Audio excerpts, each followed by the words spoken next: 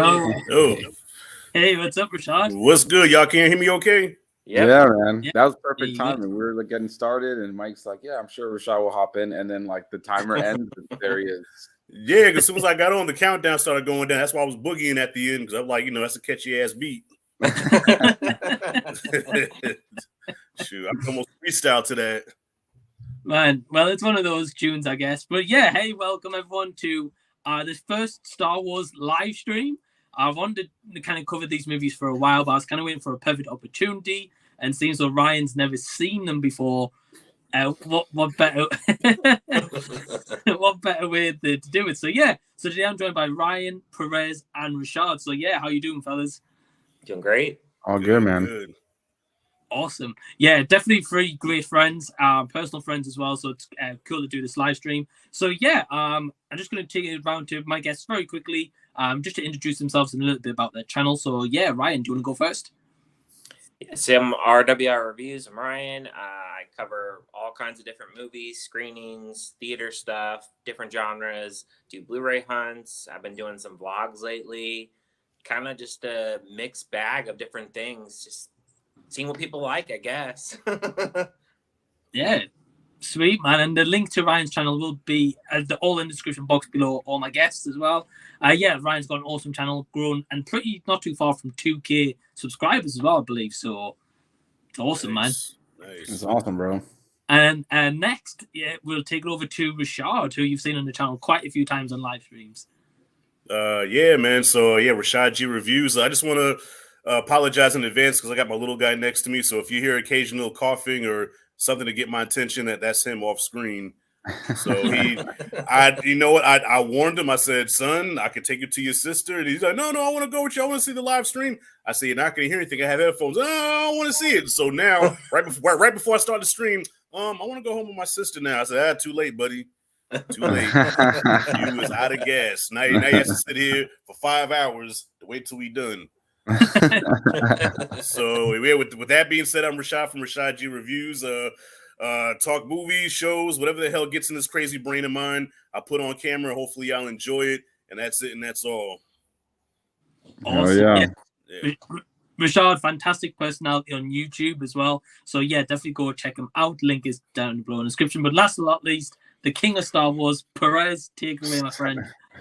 What's going on, man? Thank you. Before I talk about what my channel is, which is everything that these guys do as well, I wanted to say that I didn't notice until I was adding this video to my playlist of collaborations on other people's channels that this actually just so happened to be the 100th video that I've featured on somebody else's channel. So I just figured I'd mention that really quickly. It's just kind of crazy at this point to look back at all the videos that I've done with people on my channel that have featured all of these guys here, as well as videos on other people's channels. So yeah, just like all these other guys, I cover new movies, old movies, stuff I love, and yeah, Star Wars definitely has a huge place in my heart. Got the Darth Vader shirt on right now. I had to the Star Wars cap on, and just in case anybody's wondering where I stand on the movie we're about to talk about, I think that answers your question right there. So yeah, I'm excited. Nice.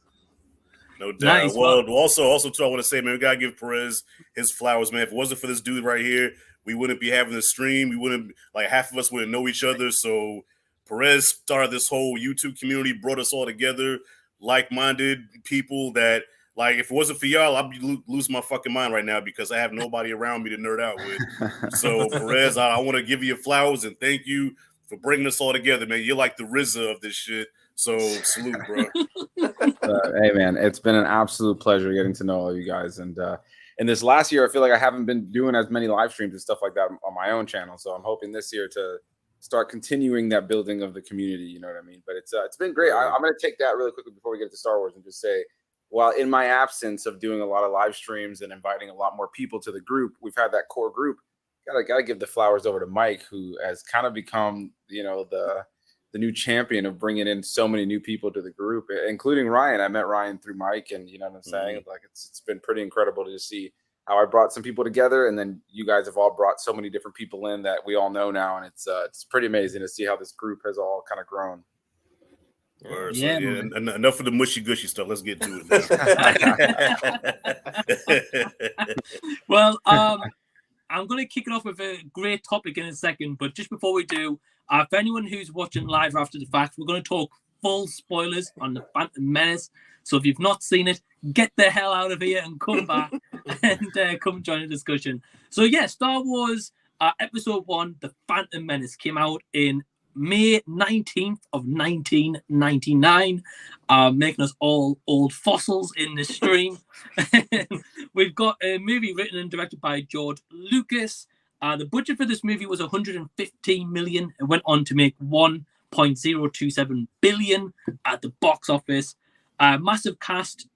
We'll go through that as we're talking. Music, which we'll go through as well. John Williams. And cinematography is David Tattersall, who I only found out today. Did cinematography for all three movies, and he's also done The Green Mile as well, which is pretty awesome. But let's just rip the Band-Aid off, and I want to hear firstly from Rashad. Give us your best Jar Jar Binks impression, my friend. No. You also not do this. You also don't do that. Why is you not telling us that we is in trouble? I'm like, is that supposed to be a Jamaican accent or like what is he? What's going on here?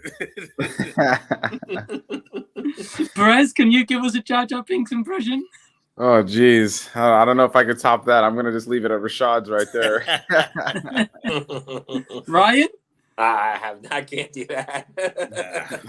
I'll give it a go. Go ahead, Mike. Sir Jar Jar Binks. Close enough. Close enough. Thank you. So yeah, Jar Jar Binks, played by Ahmed Best. We're going to start off with Jar Jar Binks because he's one of the biggest kind of hot topics when it comes to this movie. Ryan, because it's your first time kind of watching this movie, what was your thoughts on Jar Jar Binks? I thought he was kind of funny. I liked seeing him, just kind of, take the reins, like, they go underwater to that, his underwater world and such. And, he seems he's kind of timid at first, but like, he seems to warm up to them and stuff. And I like, as like the movie goes on, he's, he takes that reign and he's the leader of, I forget the group name now, something with a G, but he takes lead of them. And, I like seeing him on screen. I think he's a really fun character. Nice. I love that. That's first. Yeah, he becomes a general of the Gungan army, if I'm not mistaken, towards the end of the movie. Right. So Rashad, what's your thoughts? All right. Well, listen. All right. I'm one of Jar Jar's haters. I'm gonna put that out there. I'm gonna be honest. I am one of Jar Jar's haters. But when I first watched the movie, at first I didn't mind Jar Jar. I'm like, okay, I get what George is going for here. He's comic relief. He's that character that like everybody's all serious and stern, and Jar Jar's like he brings light to the movie. But then about halfway through, it starts getting annoying. It starts getting real repetitive. Like he's constantly he's stepping in shit. He's making shit jokes and just a clumsy, bumbling idiot who should have been dead within the first 5 minutes of this movie. Like with all the blasting, all the Jedi stuff going on, how did he survive? How did he survive the Gungan War? You know what I'm saying? He's just an idiot and clumsy. And by the time the movie was over with, I said Darth Maul should have took that double-bladed saber and put it right through his damn solar plex, pulled it out, and done. So bottom line is I can't stand Jar Jar. I hate him. Oh wow. Yeah. Wow, okay, yeah. We've got two complete opposite in the scale so far. Perez, what's your thoughts on Jar Jar Binks? Yeah, so I love Jar Jar, man, and I think it was something that's interesting here, right? Is seeing the different places it's coming from, right? Rashad is a child, a product of the original trilogy, and I often, the original trilogy was different. And when we get there, Ryan, when you get to the original trilogy, you'll see like it's far more about practical effects, a little bit more serious in tone. There's not a lot of characters like Jar Jar. So when you get to the Phantom Menace, Jar Jar initially was meant to be the Chewbacca of this prequel trilogy, and as you'll see as we move on, his screen time becomes a little bit more limited based on the reaction from this film. He's still present in Star Wars overall, but he's not Chewbacca of this prequel trilogy, but he was meant to be. And so I think because of that, the charm of Chewbacca is that he goes, and then somebody else goes, yeah, I know exactly what you're talking about. And there's a charm to that versus Jar Jar just being like, oh, gooberfish. You know what I mean? Like there's just all this weirdness about his character that's just very over the top. And the Gungans in general. I mean, when you get to the Gunga City at the bottom, you know, and you're dealing with you know, Boss Nass, Misa no care about the Naboo. Like it's just so over the top. It's so ridiculous. And you have a lot of that in the Phantom Menace that you don't see in a lot of other Star Wars movies. Like, you know, even Watto, like you know, the boy tells me you want to sponsor him in the race. How can you do this? Like all this stuff is so it's so specific to this movie. So if anybody's ever seen like the video of George Lucas at the end of watching this movie for the first time, he literally says, he goes, I think I may have gone a little too far in a couple places. And I think Jar Jar is one of those things. So all that to say, as a kid for myself, I watched this movie when I was 5 years, like literally I was a month away from being 6 years old. And I loved Jar Jar. I used to walk around the house like doing like the kind of like lanky arm, kind of like his shoulders kind of dropping kind of walk. I used to just be in love with the character. And I just have a lot of respect for Ahmed Best, really. I was talking to Mike about this earlier today via chat, that, you know, Ahmed Best for me, the actor, you know, like imagine getting cast in Star Wars.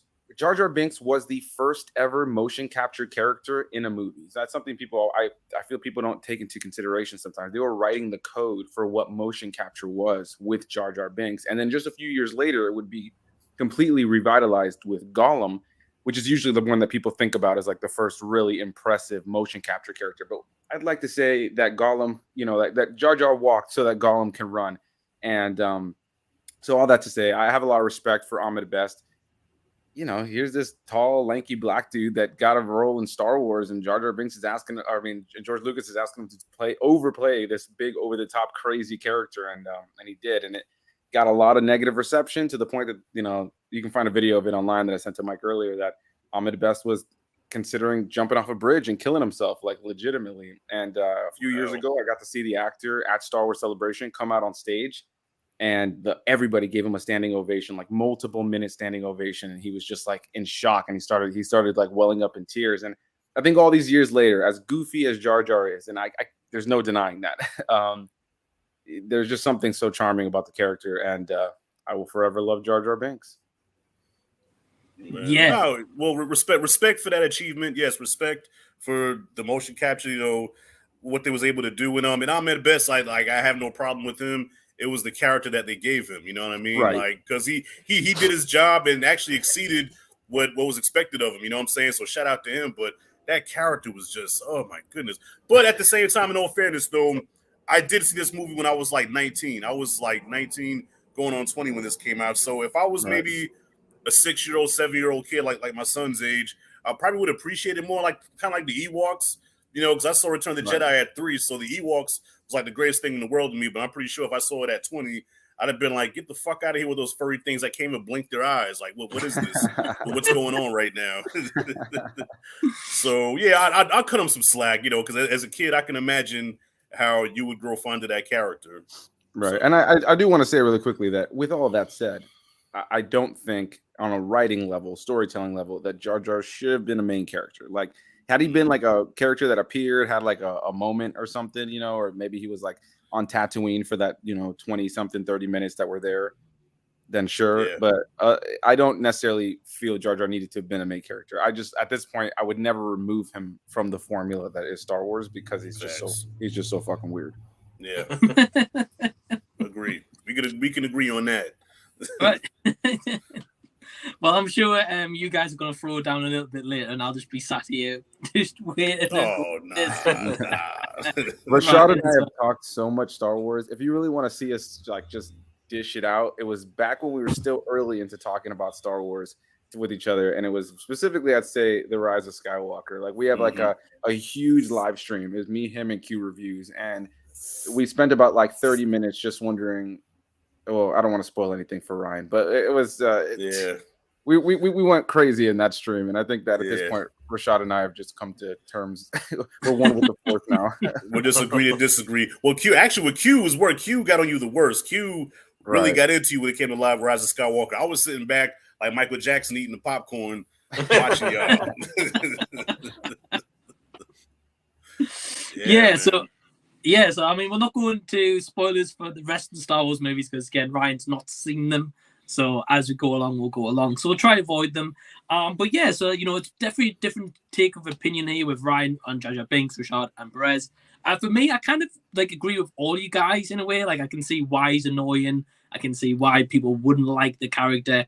For me, especially rewatching it today for the first time in its entirety, I could say he's more for just comic relief as such. Really, when Rashad said he was just standing in the poo and stuff like that, I was like, kids would get a chuckle out of that kind of moment. One part I will say that made me really chuckle out with Jar Jar Binks was when he's having the battle right at the end when it's the droids and the Gungans.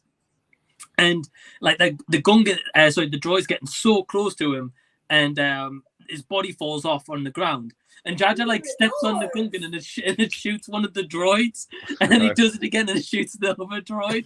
But that made me really laugh out loud. I was like, that's brilliant stuff, writing, but comedy relief. But the rest of it, I was like, yeah, I can see why he's an annoying little turd, really. Yeah. Which is also why they reduced his screen time in Attack of the Clones by that much. I think he had one scene in Attack of the Clones, and then you see him briefly in Revenge of the Sith. Right. Yeah. He does get cut down tremendously after this film because of the reception, unfortunately. Mm-hmm. But if you want more Jar Jar, watch the Clone Wars. There's some fun adventures with Jar Jar in the Clone Wars. Yes. Do not skip Clone Wars, Ryan. I don't care what nobody says. Do not skip that. Okay. All right, watch it.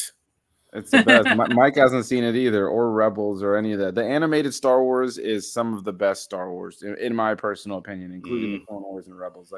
Some of the stuff in those shows, just because they have the length of time to really flesh out the characters and the story across episodes, multiple seasons, they just really utilize that time to expand upon everything. And Jar Jar is one of those things. Facts. Right. And yeah, and definitely going to be intrigued into the animated series because me and Perez have talked about this a lot.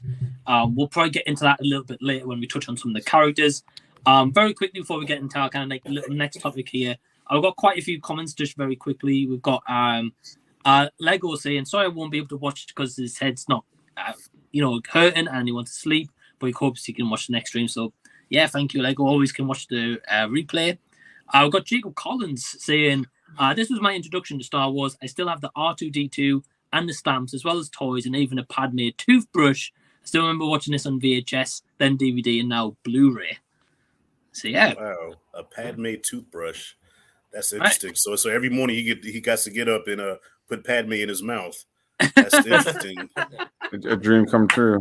When I was a kid, I used to be like I had a whole box. I remember, I'll never forget. I had a box of Phantom Menace Band-Aids, and anytime I'd get cut, I would specifically dig through there for the Padmé Band-Aid every time. Yeah. Word. Shout out to Padmé. Oh man, Mike's favorite actor. My worst nightmare. We got you, Guns, and I remember being amazed by the movie and the fight scene scored by John Williams, the pod racing. Yeah, we're going to be diving all into that, don't you worry. Yes. And he says, Anthony, represent for us prequel fans out there and count on you defending them harder than Dave Filoni does. Star Wars prequel fan, represent. Hell yeah. Yeah, absolutely. I got you, bro. I've got Adam from the gym saying, "Hey guys, may the force be with you all. Excited for the review." So hey Adam, hope you're well. Cinematic Tendency saying, "I don't own a Star Wars movie, but one of the prequels, the last one I think on DVD. I liked the prequels before. Now I think they're all right. Darth Maul is a character in Star Wars I like." Yeah, awesome. We're going to be touching on Darth Maul. Don't you worry. I got John saying, "Ahoy y'all! It's night on planet Earth, and we're talking Star Wars." Oh, cover your mouth. Yeah. Golly, get me sick. Shit. Yeah, point that shit that way. Now you just sit there coughing and gagging. While Rashad's son is just having a coughing fit, we've got Jacob Martin saying, "Hey, what's up, everyone?" Saying, Jacob. What's up, Jacob? It's good. Got Jason saying, "This was great when I saw it in the theater. It was crazy packed. When Darth Maul shows his double-sided lightsaber blew everyone away. Yeah. There are definitely some serious flaws in the movie." Yeah, sure, and we'll get to them. But that is a cool moment. Jake was saying I have a soft spot for the Phantom Menace as this was my introduction to the world of Star Wars. Mine too, and I believe it was Perez as well, right? No. So as a kid, it was my first movie I ever saw in theaters. Yes. So that I was just about to be 6 years old. I remember it vividly. First movie I cried into ever in my life. But at that point, I had already been watching the original trilogies movies on VHS like a bunch of times. Okay. I was too young to understand that we were, jumping into the. I didn't understand the concept of a prequel, so I was a little confused in terms of the timeline. I'll tell you that much when I was watching it initially. Right. But I remember as a kid just being lost in it, like I loved it. And then as I got a little bit older, by the time Attack of the Clones came out, I was like, oh, okay, we're back here. I almost dropped my whole freaking desk right here. I don't know if you guys saw that. Anyway, yeah. So it was my first movie in theaters, though. Yeah, same here as well. And this is obviously Ryan's introduction to Star Wars as well, so pretty cool. And Rashad's such an OG with the original trilogy. Yeah, well, I mean, it felt like another first time experience because, Return of the Jedi was 83, so we had like a 24 year, you know what I'm saying? Not 24. How many years was that? 3, a little under 20 years. By almost 20 years. So that's a long gap between Star Wars movies, man. So I'm like this small seeing Jedi. Now I'm a grown man about to watch Phantom Menace. So yeah, that was a big fucking deal at the time. Right. That's how it felt for me going into The Force Awakens, man. Like, now we have Star Wars has been back for a chunk of time now. We've had so much Star Wars recently. But, man, when The Force Awakens was coming out, I was just like, to be a kid having watched those prequel movies and now having new stuff, I got to kind of have my own version of that. Yeah, and the marketing, too. Like, the marketing for The Phantom Menace is probably the best of any Star Wars movies because they marketed the shit out of that movie. Right. I mean, before the movie came out, I already had 3 Darth Maul t-shirts. Before even seeing the movie, I already had 3 Darth Maul t-shirts. I bought the soundtrack, and they already had they had Duel of the Fates. They had made a music video and put it on MTV TRL. That's never like Star Wars on TRL. Like, are you serious? Right. Like Star Wars was Star Wars mania. This is before the movie even dropped. Right. In 1999, man, just that phase of time when Star Wars. I mean, I remember going to stores, toy stores, and the walls, the Star Wars aisles were like 3 freaking rows. You'd go to a toy store or something, and it was nothing but Star Wars. And I mean, people were there buying it left and right. I mean, these shelves were getting completely. And I still have in boxes tons of this stuff. And I had tons and tons back in the day, stuff that got lost over time. But like, man, just. What a time. I remember the marketing around that.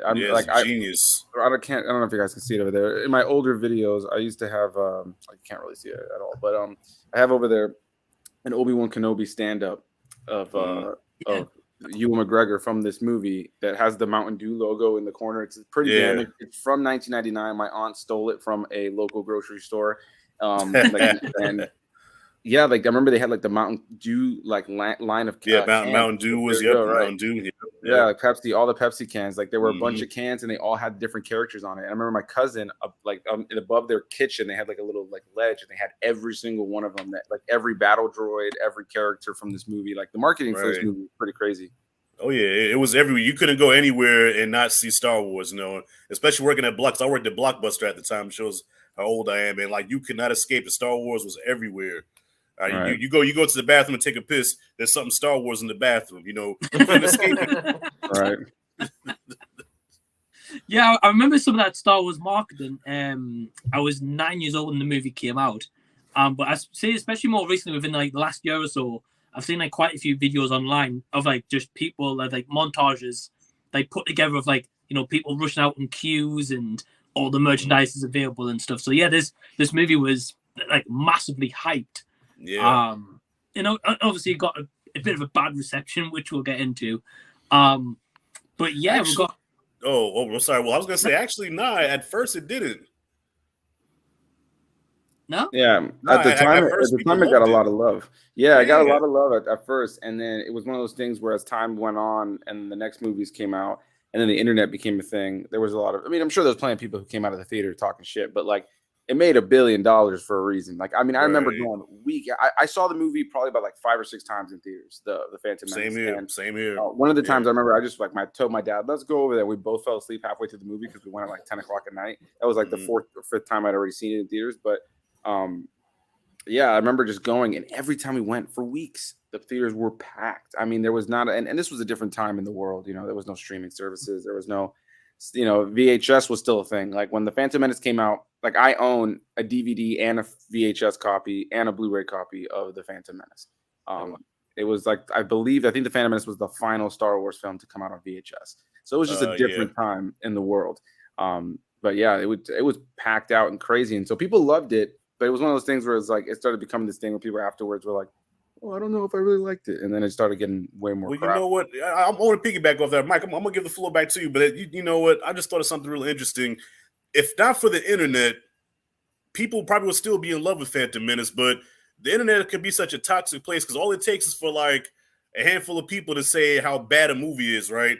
And then it catches on, and then it's like, okay, the popular thing is to hate a certain movie. So, like, for example, Morbius, right? So let's say YouTube never existed and people go see Morbius. I guarantee, even though I've never seen the movie, but I guarantee more people probably would have liked it than didn't like it. But because once a trend starts, it's like you always have to follow that trend or else, So, yeah, with Phantom Menace, at the time, everybody loved it. Like, I loved it. Like Perez, I saw it 6 times in the movies. You can't tell me shit. Me and my brother used to act out the Darth Maul, Obi-Wan fight. So we used to act that shit out. But then when people started talking about how bad it was, and then when they give good reasons, logical reasons why it was bad, they're like, damn, I think they're right. Yeah, I think this movie kind of sucked. And I'll be honest, I fell into that trap. I did. I fell into that trap like, man, Phantom Menace was a bad movie, man. But then, once I started getting more into this movie shit and start really thinking for myself as far as criticism, I'm like, I still love this movie. I don't give a fuck what they say.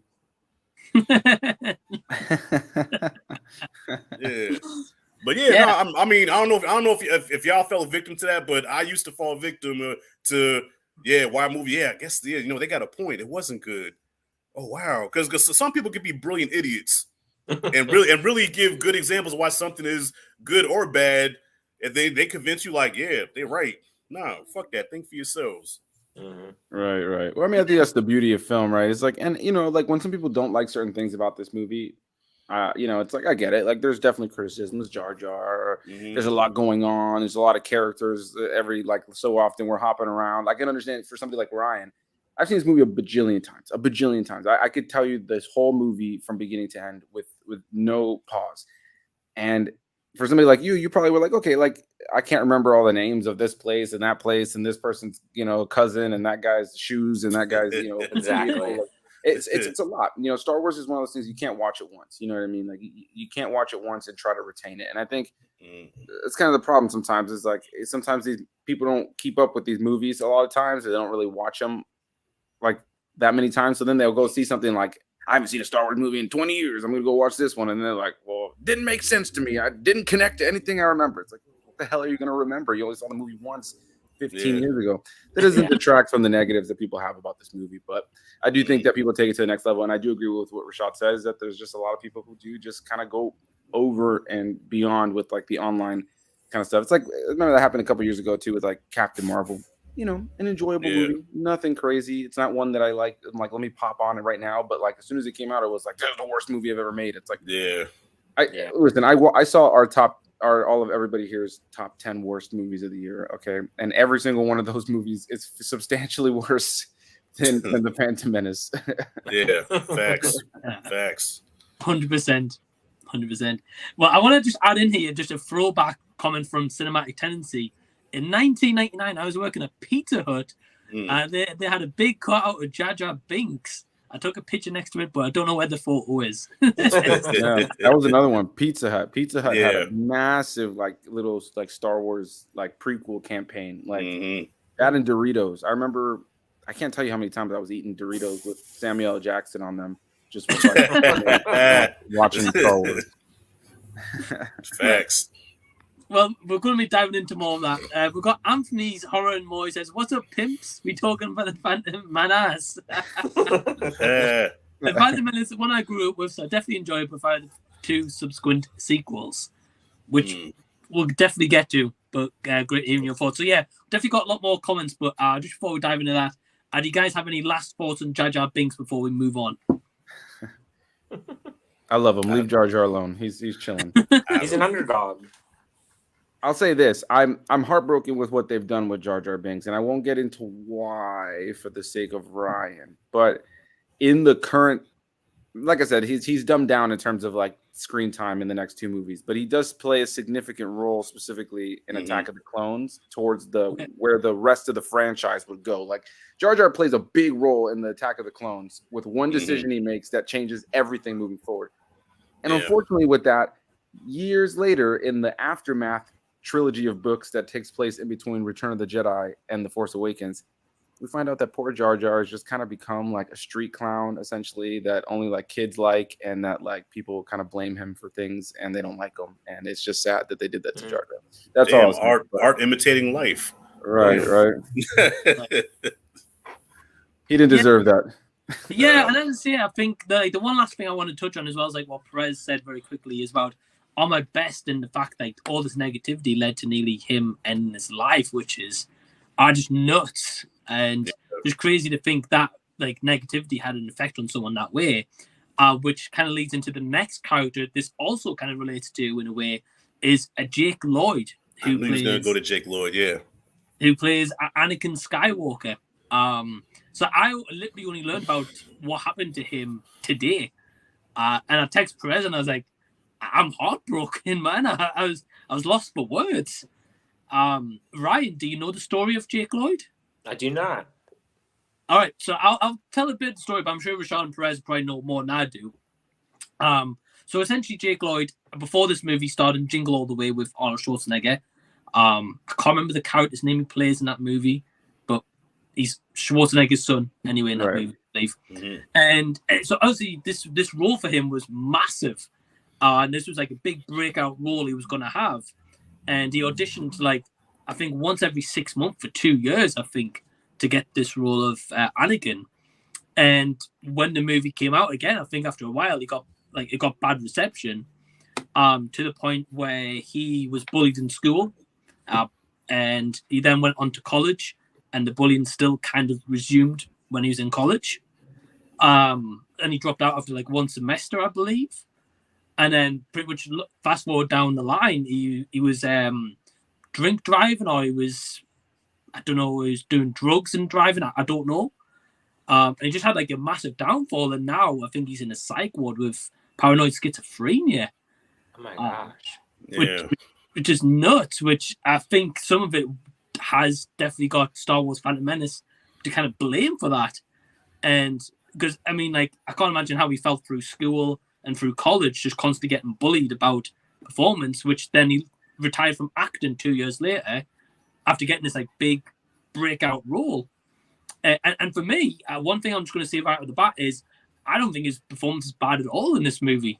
I think we've all seen movies respectively where a kid actor is absolutely atrocious in the movie. And you just think, wow, that's bad acting. But like for me, I think Jake Lloyd like really kind of epitomizes just a young, like Anakin Skywalker, a young kid who's known as a slave. Thanks to Qui-Gon, he gets freed from that slavery. And, Qui-Gon goes on to be like, look, we're going to train you as a Jedi. So straight away, this kid's already got the fact that he's leaving his mom behind on this planet of Tatooine to go pursue this kind of to be a Jedi. And then at the same time, obviously he's like 8 years old, 10 years old or something, if I'm not mistaken. So I mean, he's already got like this responsibility on him at like 10 years old. And I just think he gives a good performance. I mean, apart from the Starfighter scene, I will say I wasn't a fan of. Now this is pod racing. Yeah. I get to go with you in your starship? Yippee! So yeah, Ryan, because you obviously again seen this movie for the first time, what would you say of Jake Lloyd's performance? I didn't think it was bad at all. I mean, apart from what you were talking about, I mean, I can't really notice anything that he, to make his performance bad. He's a cute little kid, and I mean, not really anything else to say about his performance. I think that he does what he was supposed to do. I think kid actors, it's a little bit different because the expectations are a little bit lower, I guess, because, they're kid actors, some of these kids, they're in movies that's for their first time ever. So, I think he did what he was supposed to do. And for the most part, I didn't really find anything bad with his performance. Yeah. No, Awesome. that's fair. Yeah. And Perez, do you agree? Yeah, I love Jake Lloyd, man, and part of it too is one of my favorite Christmas movie, and one of my favorite guilty pleasure movies is Jingle All the Way, where he plays the character of Jamie, Arnold Schwarzenegger's son in that movie, and that's like a movie I watch pretty much every year for the Christmas season at some point. It's just like I love it, and so Jake Lloyd has always kind of been ingrained in my life between Star Wars and that movie. And yeah, I was talking to Mike earlier. I sent him the picture. I actually met Jake Lloyd at Star Wars Celebration back in 2009 or something. And it's just such a shame to know what's happened to him. You could find videos online where people he'd be trying to promote something new that he was doing, another, a project, not a film, but something else he was working on in his own life. And that people would always bring it back to Star Wars. And it just became this thing where he just kind of had a disdain for Star Wars. And the fact that he was so bullied and teased and all this kind of stuff, to the point, where it just affected his mental health. And, here he is now having gotten arrested. And then, of course, he gets arrested and the mugshot comes out and everybody's like, oh, Anakin fell to the dark side, and all this. It's just such a shame that the actor went through so much, And so, yeah, I love him in the role. I think I have to ask before we move forward, Ryan, do you know anything about the character of Anakin Skywalker?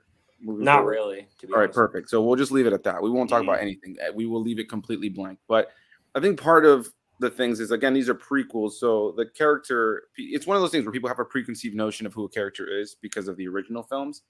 And so because of these are prequels, people want to see a certain side of who this character is immediately. You know what I mean? And the reality is that he's a kid in this movie. You know what I mean? This character will go on. You'll see him over the course of the next forever movies. And he's a pivotal character in Star Wars. And so it's I think people sometimes I think his journey from this young boy to who he becomes as he gets older is part of the heart of what Star Wars is really all about. You know what I mean? And Star Wars is about redemption. It's about hope. It's about unity. It's about family.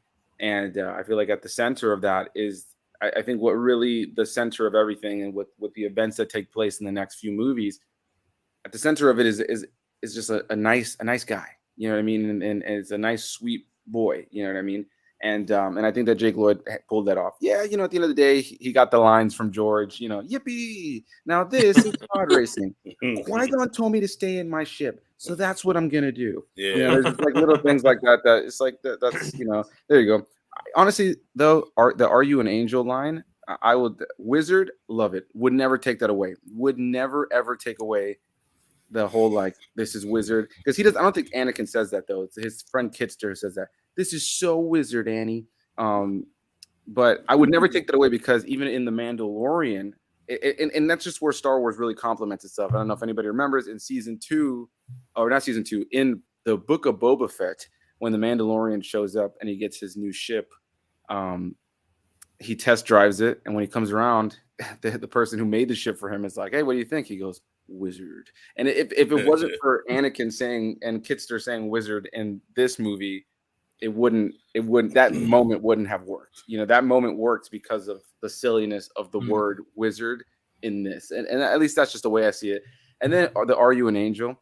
I love that scene. I've quoted that to my fiance on so many occasions, to the point where now it's kind of like a jokey line that we say to each other. And it's silly. And we actually get to see those angels that he's referring to in the Clone Wars. Little fun fact there. Well, Perez, what about sandstorms are really, really dangerous.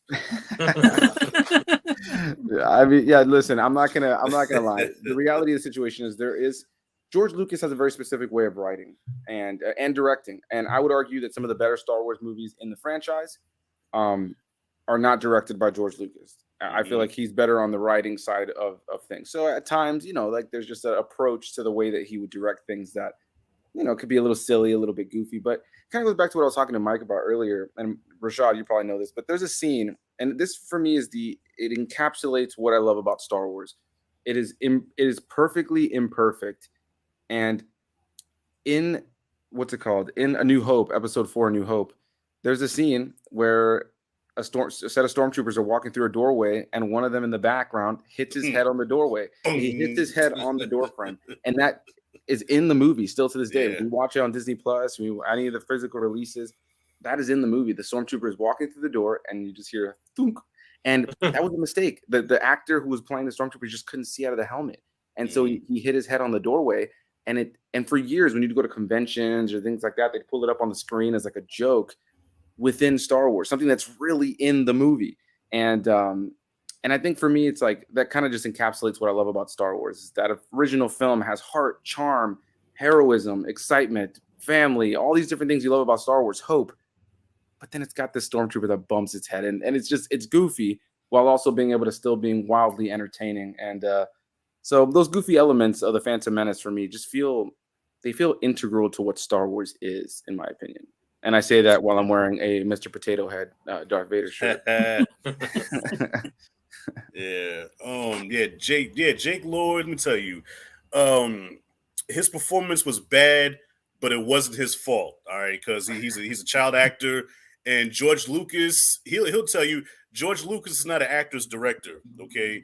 Like, I've seen interviews with Harrison Ford where Harrison Ford would be like pulling his hair out because he would ask George about the scene he was doing, and George would be like, it's on the page, do that. And he's like, well, you can't just do that sometimes. Like, you have to tell me like what this character's motivation is. So George's not the kind of director like, say, Spielberg, for example. Spielberg, okay, in the hands of Steven Spielberg, Jake Lloyd would have probably had a totally different performance. Right. Because Spielberg, being a big kid himself, he could relate to kids, so he would have brought out a better performance, not so robotic and wooden and corny, you know. So the whole, you know, are you an angel? Or, yeah, sandstorms are very dangerous. George's like, okay, cut, good, you know, or faster, more intense. Right, know, right. Whereas George would have been like, okay, Jake, the sand is coming. He was getting in your eyes, and you know, you just lost your mother, and you know, he would have like really got him into it, and so it would have worked better. But yeah, so with that being said, keeping it short, Jake Lloyd, it's a shame what happened to him. Yes, his performance is bad, but that's on George. George did that, and it's a shame because I think George had a lot of yes men around him where nobody had the balls to tell him, George, it's not that good, man. You know, like can you imagine the first screener for Phantom Menace before they did, like, you know, and he's screening it for like the cast and crew. So what do you guys think? Oh, George, great. Oh, Oscar worthy. But you know, in the back of their minds, they're like, this is not good. Well, you can actually, there's a video you can find online of, and it's in the behind the scenes. If anybody's ever curious, the behind the scenes making of every Star Wars movie, just as fans of film, are always wildly, I mean, more so than almost any other movie, wildly entertaining to watch. Like, they're so great. They're the documentaries, the way they're put together, like they all come on like the Blu-rays. You can find them on YouTube and shit. So good, even for the new stuff. And for the prequels in particular, like there's a ton of it. And there's a scene in that documentary where George Lucas and them all watched it for the first time, and it ends, and they're just all kind of sitting there. And George looks at the screen, and he's just like, "Well, I may have gone a little far in a couple places." It's just, I think that's part of what I love about Star Wars is like, it just feels like it's a sandbox, you know, it's a sandbox that George Lucas just had fun making movies in, right? And there's so much that works about this movie. You know, we haven't gotten even into the action, the lightsabers, the John Williams of it all, the visual effects. You know, the fact that this was one of the first movies to ever utilize green screen heavily, and George Lucas was heavily criticized for that. And now every movie in the world does exactly what George Lucas was doing in this movie. He was ahead of the curve, as he continually was. And one thing I wanted to mention about Jake Lloyd too, the one scene, like I said earlier, this is the movie that made me cry, first movie that ever made me cry in my life. And it's a scene where he leaves his mom, which till this day, just something about the Qui-Gon looking over him, that John Williams score, will I ever see you again? What does your heart tell you? You know, like that whole thing, that exchange is just great. And I think Jake Lloyd is probably his strongest in that scene, in my opinion. I beg to differ. What made that scene really emotional was that the actress that plays Shmi, okay, I forgot her name. Yeah, she killed it. Okay, right? Yeah, she's the reason why that scene worked, and John Williams is the reason why that scene worked. Jake Lloyd he didn't fuck up. Okay, right. Well, that's what I'm saying. That's my favorite scene of his in the movie. Okay. It takes it takes everything about that scene that was like the way it was shot, the Qui-Gon watching over it, you know, all of that. Yeah. Okay. Okay. Boss Nass. Hell yeah, man. If you guys want to see one, I'll throw these little. I told Mike I was going to bring a bunch of fun facts. If you go online and look up the actor who plays Boss Nass, there is a video where he talks about like the process of making this movie, and he takes a big fucking shit on Jar Jar Binks and Ahmed Best. Like he takes a massive dump on like the way he was delivering his lines. If you just want to have a laugh at the way that this guy was talking about it, he was super dramatic to the point where he's definitely being dramatic. Like he's talking about Jar Jar in a way that like is way worse than is actually what depicted on screen. But if you look up that video on YouTube, it's absolutely hilarious. Damn. Well, a fun fact I wanted to bring to the stream is in the movie, Qui-Gon and Obi-Wan use a communicator to talk to each other. And I found out that the communicator is just a redecorated Gillette razor for women. Shit. Oh, I remember those. Yeah. Damn. I didn't notice that till now, man. Man. Yeah, I thought I was brilliant. All they needed was Gillette logo on there. That would have sold millions of it. I thought I was. But the person who plays Shmi Skywalker is Pernilla August. Pernilla, okay, yeah. She's an unsung hero in this movie because her acting was just phenomenal. Like I said, as long as Jake didn't fuck up, the scene was cool. But whenever he would say shit like, like you can't kill a Jedi, nobody can, just sit there, be cute, let your mama do all the talking. Because he looks the part. Because I heard George hired him because he reminded him a lot of Mark Hamill. So he saw him like, okay, that could be Mark Hamill's relative. So yeah, I want to hire him. So it wasn't based off acting ability, just the way the kid looked. So right, there are videos you can find though. Part of that behind the scenes that I was talking about, where they show all the other kids that they had auditioned reading some of these lines that we've been making fun of. You can find clips of these other actors trying it out. And I'll say that Jake Lloyd wasn't the worst. Okay. Bless you. Thank you. Hopefully, did it actually mute? I clicked mute. It did. I muted. Yeah. I was like, I didn't want to like sneeze all up in the mic, but I figured. What about? Okay, I did hear some criticism from people that say that the prequel should have started not him as a kid, but him as like already like how he wasn't in Attack of the Clones. So, do you agree with that? Do you think that should have started with him being a little older as opposed to him being a little shorty and already in space battles?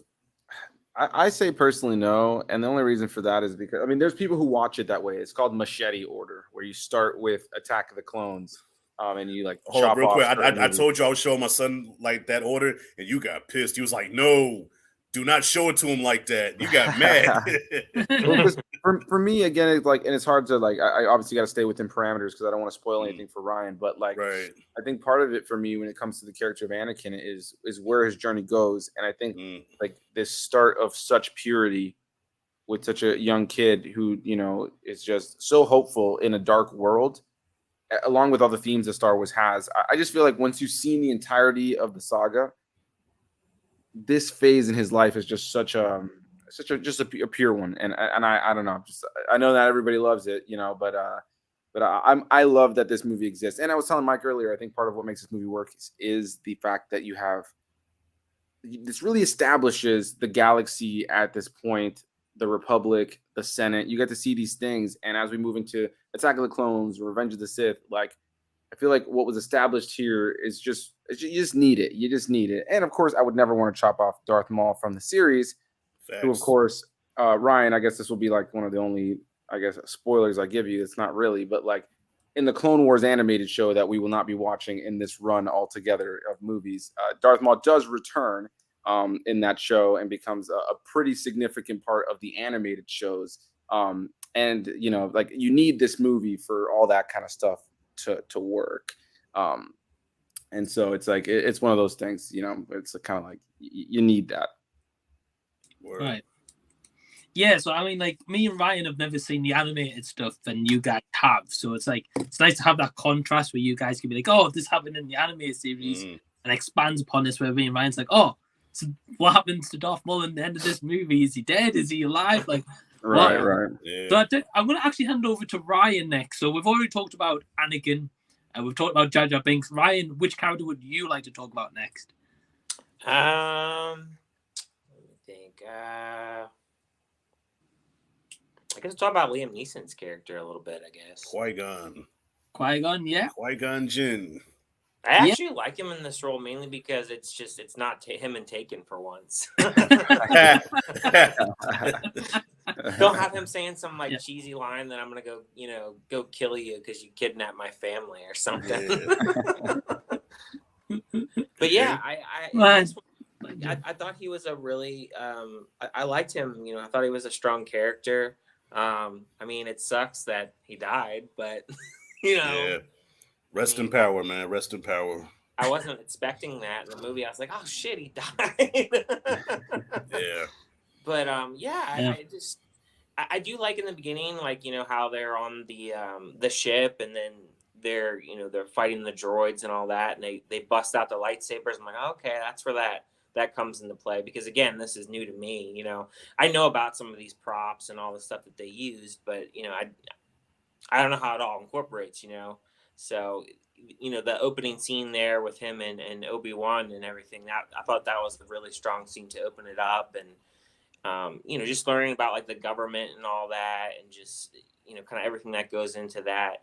I thought him and I think what was the guy, Ewan McGregor, is that his name? Mm-hmm. Yeah. I thought they worked well as a team together, and I think he's a pretty strong character. It just sucks that he died. That's not what I was expecting. Yeah. Right. Yeah. Yeah, I agree. Yeah, I like the chemistry between them both. And you're right. It's like looking back on it now, it's like, wow, he can do something other than Taken, Yeah. Or like Darth Maul being like, he kidnapped Anakin. He's like, I'm going to find you and I'm going to kill you.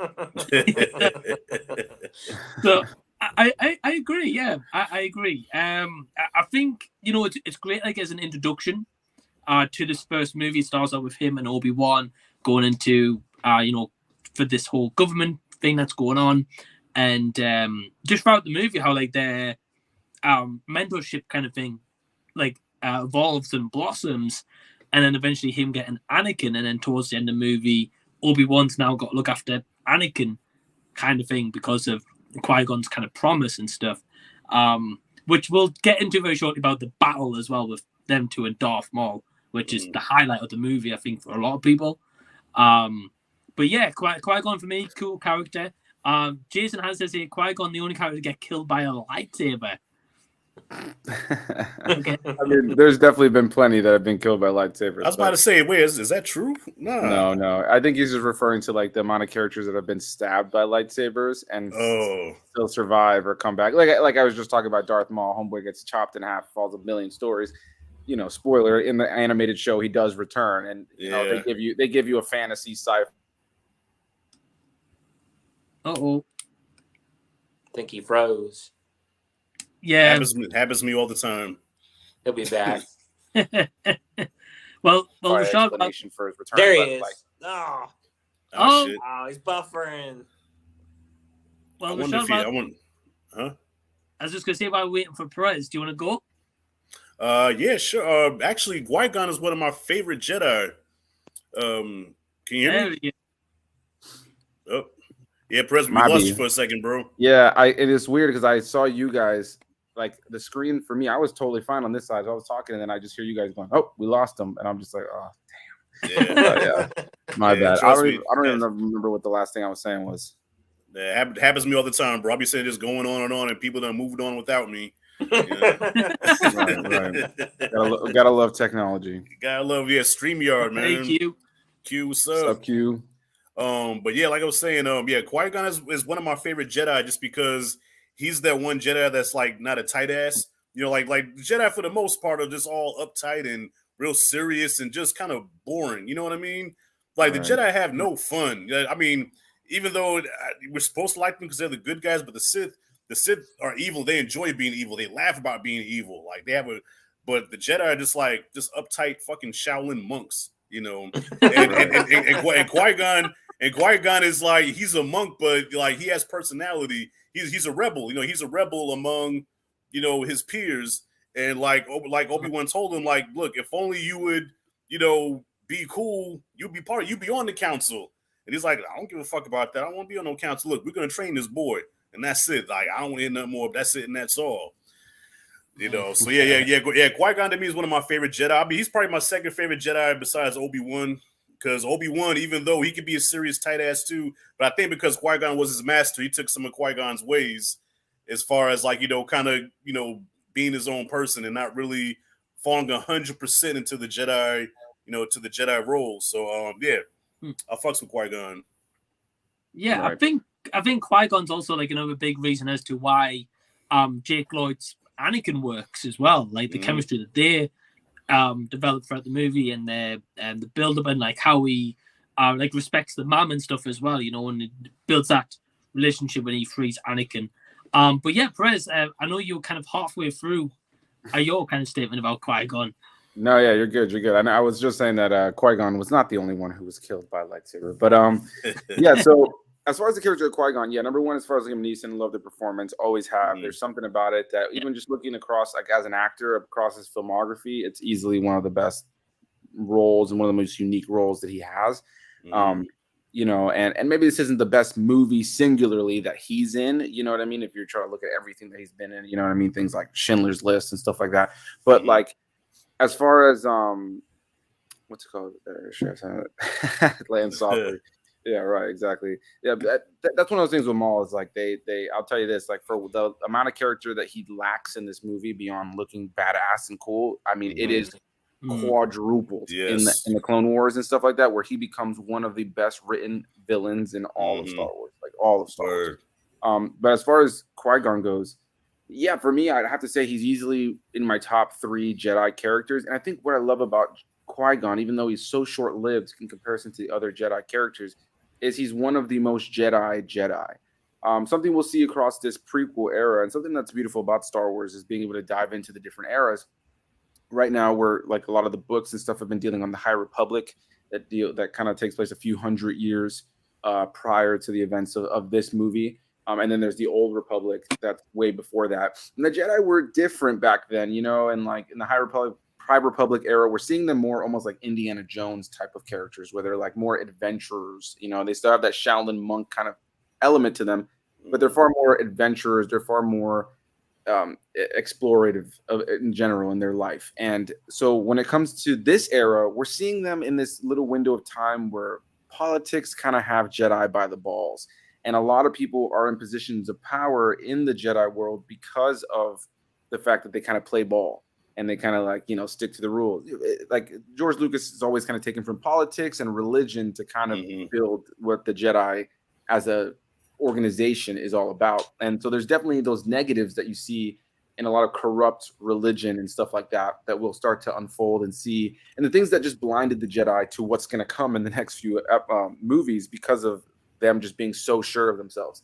And so I love that Qui-Gon is this character that like, he really just cares more about really what started the Jedi, and it's the Force, you know what I mean? And listening to the Force. And of course, Ryan, this is your first movie being introduced to this. So this is one of those things where I always tell people a few movies into the franchise is where I feel like you'll start to really have a better understanding of the Force and what this means to people when they're saying certain stuff. A lot of the lingo and the dialogue and the feeling of the Force will start to click with you a lot more as you're a few more movies into the franchise.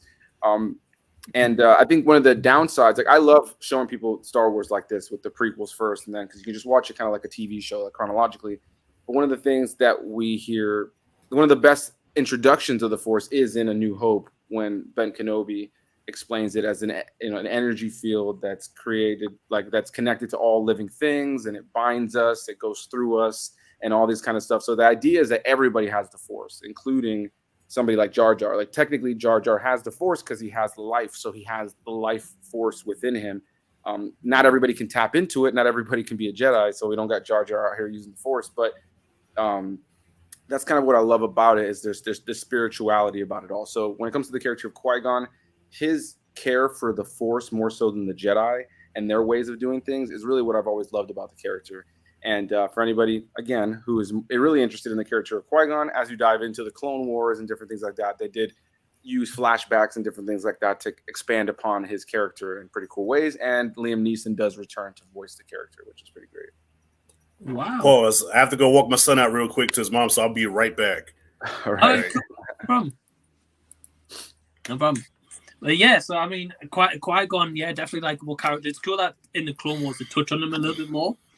Right. I didn't know that. So while Rashad's just gone, we'll quickly just go through a couple of comments and catch up with them. I'll go through Len saying, hey, also, hey, Josh, hope you're well. Jacob says, I have issues with some story elements, and Jar Jar is, well, Jar Jar. But I respect Lucas's ambitions and still an overall good prequel with good sequences. Yeah, I think that's a fair comment. Got John saying, damning with faint praise, but the sequels made me appreciate the prequels so much more. Wow. Right. Yeah. And I think that was something I was telling Mike recently. I was like, I know Mike, this was your first time watching this movie in its entirety. You've never seen Attack of the Clones. I don't know if you've seen Revenge of the Sith. I think you may have told me that you've seen it once in the past. Yeah, I've seen. So I saw Revenge of the Sith in the cinema, and I think at that point I didn't have a clue what the hell was going on. Right. Yeah. You missed the whole movie, and yeah. So, but and remember that we talked about like the sequels and things like the Rise of Skywalker and how you've dogged on it before. There's definitely criticisms to all of these movies. None of them are perfect. But I always tell people like there's something about I always say like give the franchise a binge from beginning to end, because I feel like when you get to the sequel trilogy, the things that have come before really help inform a lot of the character motivations later on, in my opinion. Yeah, and I think one thing about this movie is it like sets up as well for the next one, right? Which will be interesting because obviously I know what happens in the movies, but Ryan doesn't have a clue like where it's going, right? Which is going to be good. We've got Jacob saying worth watching for the pod race and Duel of the Fates. Right, yeah, those are definitely the big like set pieces of the movie that like just make the movie stand out, like the big showstoppers essentially. Yeah, the best scenes in it. Yeah. I've got Man of Movie saying Darth Jar Jar is That's Ryan, if you're not familiar, Darth Jar Jar is like this huge, it was turned into this meme that just like became this huge theory where people just kept expecting that like during the sequel trilogy that recently came out in the last few years, like people just kept almost like hoping and expecting that Jar Jar was going to return as this big Sith, and I can tell you now it doesn't happen. But I think it would have been cool, but yeah. I've got Man of Movie saying, what's up, everyone? Wishing you all a great night. So, yeah, hey, dude, hope you're well. John saying, Jar Jar, not a fan. I've got Pete saying, even a Mike and everyone. So, hey, Pete. What's up, and he Pete? says, gotta love a bit of Jar Jar as well. Love seeing the Jar Jar love. And I mean, we'll not go too much into this because, again, Ryan doesn't know, but Man of Movie says, the Ewoks are savages, though. If it wasn't for the Force, it would have ate our heroes. No questions asked. I love the Ewoks, man. I love the Ewoks so much. And it's one of those things, too, like my fiance is like really, part of her introduction into Star Wars as I was getting her into it was all the cutesy stuff. So, like, then she really connected with, like, the Ewoks and the Porgs and like the droids and stuff like that. So it's like I love that the cute side of Star Wars a lot of times for myself, but also for her. You know what I mean? I see a cute creature in Star Wars, I'm like, oh, Haley's gonna love this guy. Yeah, and I think definitely the good thing with Star Wars, and Ryan will say this as we go along, they always introduce like a new like kind of cute character. Right. It's such in like the new ones and like this one and stuff. So Man of the Movie says the Padmé toothbrush says, "Ma, you've grown every time." Oh my god. That's brilliant. That's funny. Oh, here he is. Yeah. Rashad, you just come back to a funny comment. Yeah, listen, I thought the same thing. Yeah. Yeah, Annie, you've grown. Yeah, we've got Anthony saying George Lucas should have never sold the rights to his franchise to Disney's stupid ass. Disney doesn't care about the story like Lucas did. Yeah, it's a tough one, right? Because it's like I understand where people are coming from with that, but I think something people need to keep in mind is like when it comes to that, is like Disney, they may ask Lucasfilm for projects. They might reach out to them and be like, hey, we need this many movies by this time. We need shows for our platform. But the people who are working on Star Wars mostly are the people who were working with George back in the day. You know what I'm saying? Mm-hmm. And while there have been some missteps, undoubtedly, in the current era of Star Wars, you have people like Dave Filoni, who is like everybody knows is like George Lucas's like he's like the prodigal son. He's like the George prodigy. 2.0. He is George 2.0, and so he's Yeah. still doing the Bad Batch and Clone Wars and Rebels, and he's doing the Ahsoka show coming up. He's worked on the Mandalorian, and a lot of the people like Doug Chan and stuff like that who have done like since the prequels have been doing like different artwork for the Star Wars movies and all the just art design in general. People like Matthew Wood, who did the sound design for the and did like sound in general for the prequel era, is still working with Star Wars stuff today. And he'd end up going and playing characters like the droids and General Grievous and all that kind of stuff, and Bib Fortuna, and like a lot of the people who worked in Star Wars back in the day with George are still working on Star Wars today. And I just think it's just one of those things where it's like, there's a different oversight, so things are a little different, but there's still a lot of really talented Star Wars people that come from that era. Yeah, but I think George needs to be a part of it though, man. Because I think man, if they told me tomorrow, if I went online and I saw George Lucas like is returning to Lucasfilm to like just work on one movie, bro, my nips would get so hard you have no idea. No, because that's almost like taking Vince McMahon away from WWF. You like Vince McMahon is the WWF. You know what I'm saying? Like George, right? You can't say Star Wars without saying George Lucas. As bad as a actor's director as he may be, man, but he created this, so nobody knows this universe more than George does. Right. Maybe for sure. Filoni's a close second, but George knows his universe better than anybody. Right. For sure. Yeah. There's no denying that for sure. Yeah.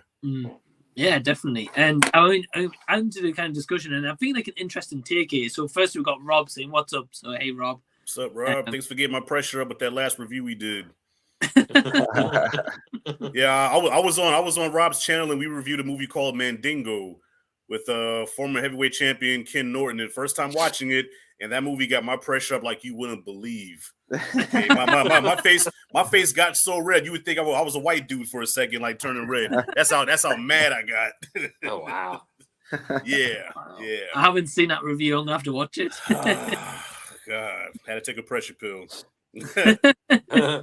But speaking of Rob, he says, "I hate this movie. The writing is terrible. The score was dope, though." Oh wow! The score is dope. I'm glad that nobody ever. If there's one thing I could say that I'm glad that nobody ever criticizes in this movie is John Williams. Like I'm glad that nobody ever. I never have heard one person say, "Yeah, that John Williams music is horrible in that movie." Like whatever your thoughts on the writing, that's all right, I guess. But like I'm just glad that nobody ever takes a dump on Mr. Williams. And even starts out with really good music too, like right in the beginning there, where they do that little, talk about what's going on. They have the score already right there, so great to start it off with that. Yeah, I mean, Star Wars is one of those franchises, and you'll see it over time. Like, it would not be what it is without the music. Like, the music is almost a character in and of itself. Well, Ryan, I have to ask you, man. Now be honest. Mm-hmm. When you after you watch that lightsaber duel at the end, with the Duel of the Fates, did you not have an imaginary lightsaber fight afterwards? like after the movie was over, bro? Tell me you did not get an imaginary lightsaber go. It makes you want to do it. That's for sure. Okay. So I'm not the only one that was cutting flips afterwards. Oh yeah, bro! I got a lightsaber right there across the room. Like I could see it right there. Like the amount of lightsabers I've owned in my life, and I've tried to do all those tricks. Trust me, man. I feel that. Oh man, bro! I'm telling you, like me and my brother, we used to act like I would put on the CD, go right to Duel of the Fates, and then I would have it queue up to where Maul actually like breaks the lightsaber out, dun, dun, dun, dun, dun, and then we would sit there, sound effects, and everything. Oh, but my brother was a lot smaller than me, so of course I always won. I probably can't say that now because he's bigger than me now, but back then I used to get the best of him. Yeah.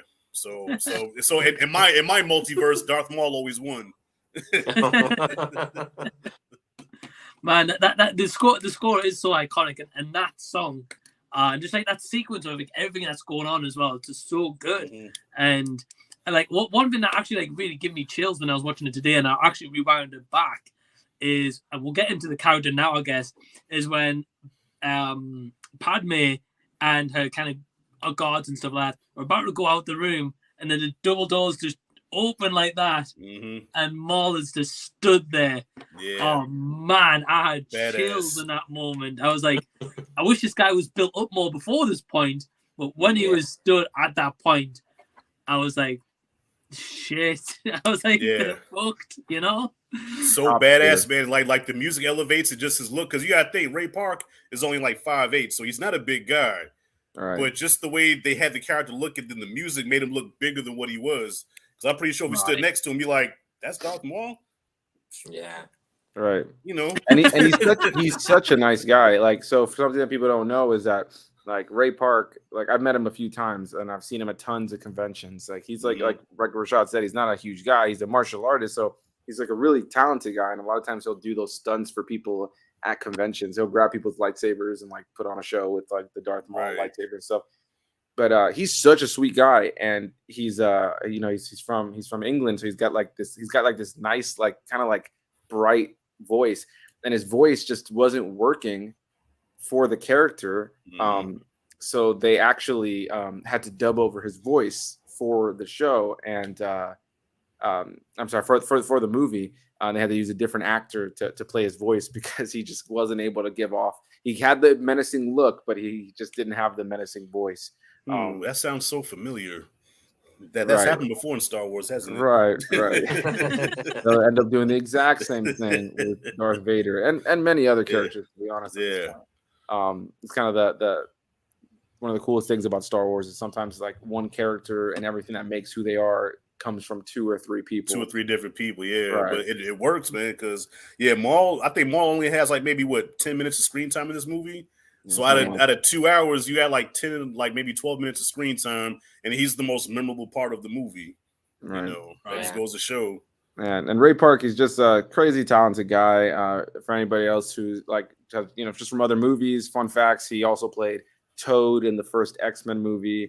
He played Snake Eyes in those first 2 G.I. Joe movies.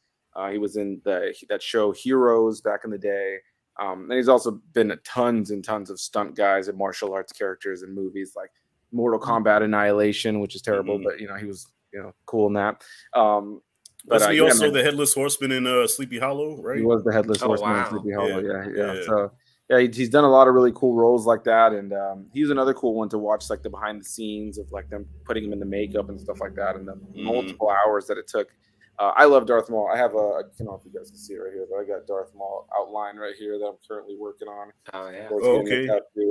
So he's easily one of my favorite characters in the Star Wars mythology, and I mean, between the action, the outfit, the look, the eyes, the badassdom, the fight, and really quickly, just as we're talking about him, one of the moments that you were talking about, you were around that moment with the doors opening, which is great. I've rewound that moment a bajillion times.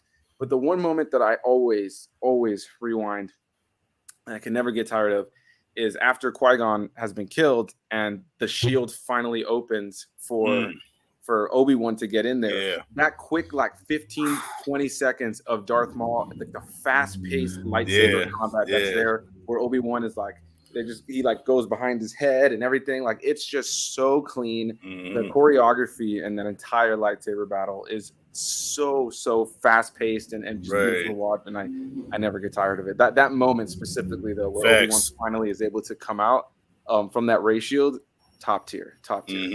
Facts. Yeah, I was just gonna add about like the choreography and that like whole sequence of them fighting.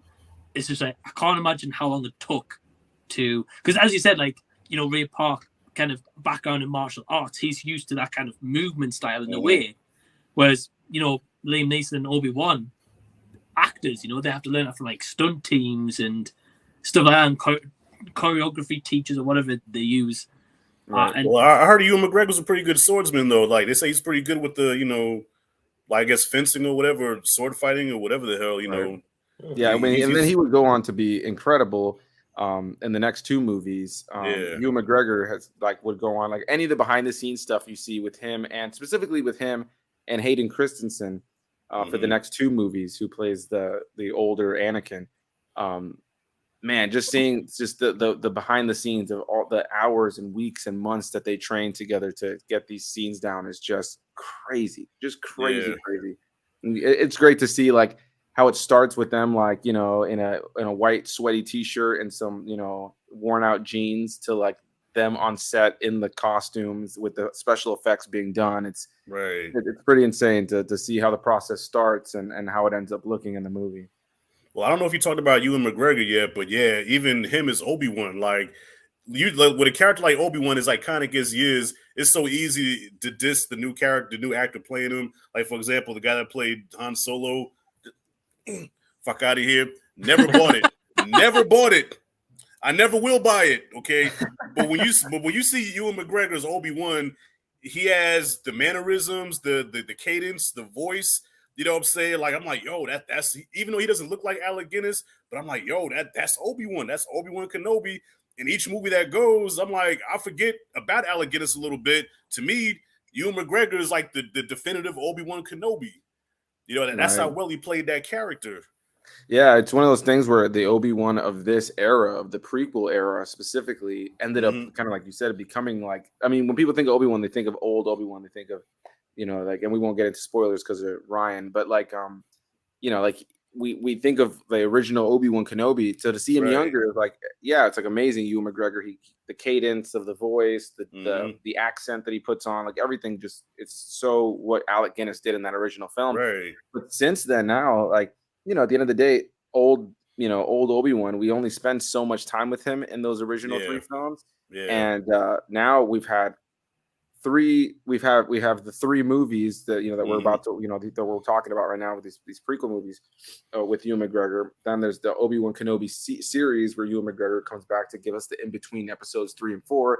And then the entirety of what the Clone Wars is based on, that version, even though that Obi-Wan is played by James Arnold Taylor. James Arnold Taylor is just doing an impression of Ewan McGregor. So it's one of those things where, like, this version of Obi-Wan and the way that he expands upon, like the way he's expanded upon in the next 2 movies, has really kind of become the definitive Obi-Wan Kenobi. And yeah, I think Ewan McGregor is fantastic in this movie. And he really doesn't have a lot of screen time. It really isn't until Attack of the Clones and Revenge of the Sith that he really solidifies this iteration of Obi-Wan. Right. Well, Ryan, what's your thoughts on Obi-Wan? Yeah, like I was saying earlier with him and Liam Neeson, I think that he plays that chemistry that they have together, I think, is perfect. And I don't think I've seen a lot of movies with him in it, I don't think. But so I'm not really familiar with him normally as an actor. But I just think that in general, like, for me, like, never watching this and just, like I was saying, the opening scene where they're fighting the droids, like, it feels like they've been together forever, you know, like, with just that chemistry that they have together. So I think that them two working together really carries the movie. And I mean, yeah, he doesn't have the most screen time all the time, but, you know, I enjoyed his character. Right. Yeah. Right. Yeah. And I think he had, like, as you guys have said, like, because he doesn't have much screen time, I think for the screen time he does have, he makes himself known as a presence and that he's there. Right. We've got a couple of comments to add just to what we were saying. Jason saying Darth Maul hardly talks, but he doesn't have to. The makeup work and character design is so good. You just look at him and you know you don't want to mess with him. Right. Yeah, absolutely. He says the Darth Maul fight with Obi-Wan is the second best lightsaber fight in Star Wars. I wish that fight was a couple of minutes longer. I agree. Yeah, should have been longer. I'll take more of it. Yeah. And Trav says, and the patience Obi-Wan had to have waiting for it to open the door to open while Mulder's paces like. Absolutely. And next one, 5'8", he can look at me eye to nipple. Yeah,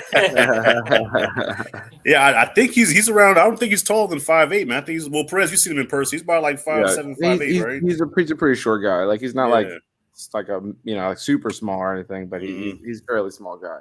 Yeah. And we've got Jason also saying, I want to see a Rashad G multiverse. Yes, in my crazy ass mind every day. Yeah. Hey, you know what I will say is if you go over to Rashad's channel, go a little bit further back and find a lot more of his skit videos, you kind of have a Rashad G multiverse in there where he's playing a bunch of different characters. He pulls out an afro and all kinds of crazy wigs. So if you guys want to see a Rashad G multiverse, go back a little bit and find those skits because there's some gold in there. I haven't been able to make skits with that afro just because I went to go visit a cousin in Tampa and he wanted to use it for something he was doing and he never gave it back. Oh man. So he has my afro hostage, man. I gotta go get another one. Oh Yeah. man, I'm gonna have to check your channel. I'm gonna have to see, like, you with hair, man. It's gonna be weird. Yeah. Well, you know what? Come to think of it, when I first saw Phantom Menace, I had a fro back then. You know, I had a Bone Thugs and Harmony big ass blowout afro that I used to get braided like every other week, and then when I didn't have it braided, I would have it blown out. Yeah, so I look like a fucking Samoan. You know? Yeah, when the Phantom Menace came out, I had hair too. So Yeah. Things have changed. Yeah, I had a big ass Jackson 5 furrow, man. Oh, wow.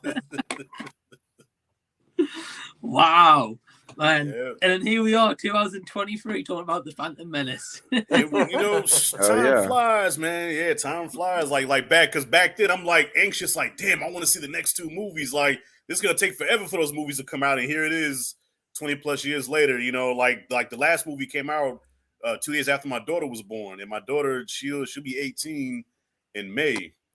And Wow. Revenge of the Sith came out literally 2 days after she was born. Yeah, so I left the hospital early, you know, gave her a kiss. So I'm so happy to be a father, and I went right to the damn movies. You know? and I was pissed. I said, "Damn!" I said, "If only she was a month older, I could have took her to see Revenge of the Sith." Oh man, that's great. I know, right? I'm like, damn, how come you couldn't be older, man? Shit. I'm talking to her. She's sitting in a little crib, can't even understand what I'm saying. But I'm talking shit like, damn, you should have been born a month earlier. But time flies, man. That's crazy to think about, right? Like, so Revenge of the Sith to be 18 this year. Wow. Yeah. Yeah, it's crazy. We just at Star Wars Celebration this past year that I went to in California in Anaheim, one of the panels was for the 20th year anniversary of Attack of the Clones, the next one we're going to watch. And back in 2019, when I was at the Chicago Star Wars Celebration, same thing. They were celebrating the 20th anniversary of the Phantom Menace. Mm-hmm. And, they did like a whole panel on it and stuff. And yeah, it's pretty crazy just to look at how long it's been that I've been this person who cares more about this franchise, about space wizards and robots, than I do about my own fucking life. I wouldn't change a thing though. Yeah. Look, y'all laughing. Y'all do the same thing though. Like, oh my God, Perez, congratulations, you're a dad. I know. Okay, Rob, can you take the baby? I need to go see the new Star Wars movie. Pretty much, man. I see it, honestly.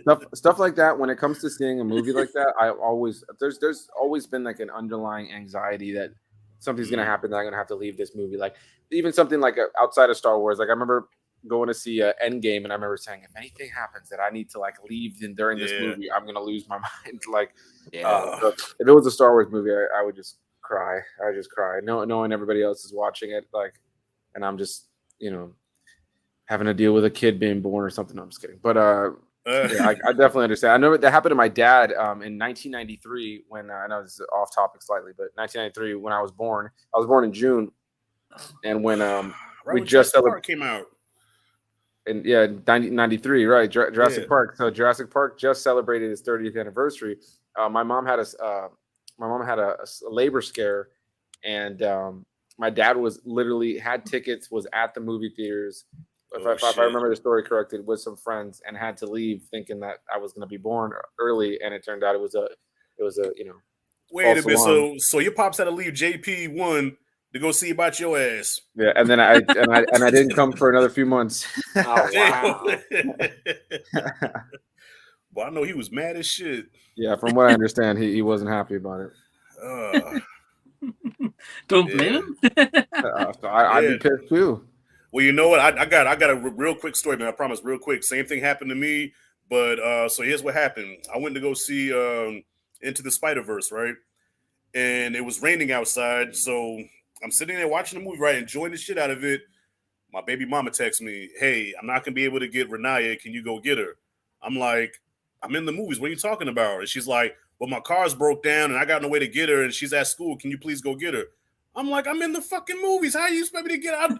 She's like, "So you tell me you're gonna choose a movie over your own child?" And she said, I said, "Why you can't call your mom to go get her? You her daddy. You go get her." I'm like, this is some bullshit. So I'm in the theater like this, right, texting, you know, and then I finally said, you know, this is some bullshit. So I got up, I had to leave. I forgot what part I walked out on, man, but I walked out, got to the car. Mind you, it's raining. So I get to the car, I'm like mad as hell, cursing her out in my head, like, ugh. So as I'm driving off, she calls me and she was like, you didn't leave, did you? I said, yeah, I'm on my way right now. She said, Rashad, I was just messing with you, man. It was a prank. I actually went to go get her. I'm gonna spare you the explicit shit that I said to her, but yeah, just know that she got a verbal thrashing like you wouldn't believe. I did go back and turn around and I went and finished the movie, but I missed about maybe 10 or 15 minutes of the movie. I'd be pissed, bro. I'd be fucking no way. I think if you go read my review for in the Spider-Verse.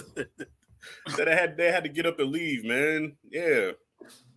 So yeah, just a quick baby mama story, man. So I don't know if none of y'all got kids, man. So yeah, I got one. Oh, you got one? Okay. Yeah, my son's 11. Yeah, but baby mama never put you through anything like that, though, right? Oh yeah, my baby. I got some stories of the baby mama. Oh shit! That's why she's the baby mama. All right. Hey, well, look, I'm glad I'm not the only one then. Shit. Well, we got Rob saying Jurassic Park 1 was the first movie I drove to myself. I'm old. Wow. Crazy. Yeah. In defense of Rashad, Into the Spider-Verse is amazing. Absolutely. Really good. Yes. Oh, facts. Trav says, that's why I turned my phone off during the movie. So whatever happened during the movie, I'll find out afterwards. Oh, shit. Yeah, I don't pull my phone out. Like, honestly, man, I always think that that will really suck if something ever happens while I'm in a movie, but ain't no way in hell I'm pulling the phone out. Right. Turn cell phone on in the theater, no disruptions. Yeah. Absolutely. Yeah. I get paranoid, though, man. So I'm like, damn, because anything can happen to my child while, you know. Right. You got kids. It's like, it's a little different. I totally, I mean, you know, I say that Cinematics got, I think, 3 kids, so never mind. Cinematics got fucking kids. It'll be all right. Chances are, though, based on Cinematics Instagram, those kids are at the theater with him 9 times out of 10. All the time. Yeah. Right. Yeah, I mean they're gonna have like great memories growing up, and like especially like Ryan, I know he takes his son to the movies, and you do as well, Rashad. So that's pretty awesome. So next up, we're gonna get into probably the hot topic of the movie. That's my personal hot topic, and that is Natalie Portman. We have to talk about this woman. Yeah, you're right. She is the hot topic. For you guys, maybe. Oh man, so I will say this, right? So I've said on record, I'm not a fan of Natalie Portman, right? I'm not dissed her as an actress. I just don't like her. I don't know. There's just something about her. I will say, I actually didn't mind her in this movie. I actually think as Queen Amidala, she did a great job. I do have to praise the costume department in this movie for her outfits. Every time she's on screen, if she's in like that red costume or in the black or in the white or in like the purple and stuff, I was like, wow. I was like, she really like plays that part well. I wasn't really a fan of the Padmé part. I was to an extent, but not so much. But yeah, I mean, this is the first movie I don't mind Natalie Portman, so we've made some progress at least. Oh wow. Damn.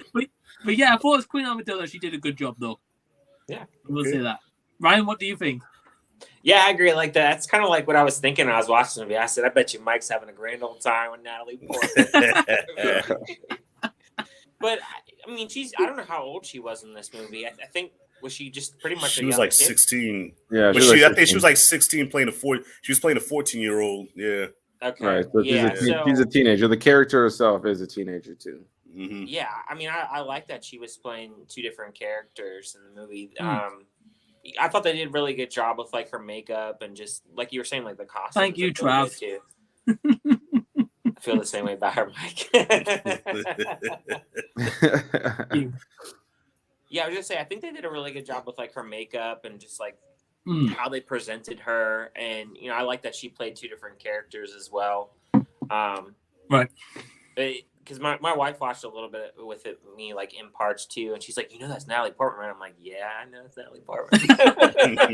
I said, I know Mike doesn't really like her either. That's what I was thinking the whole time.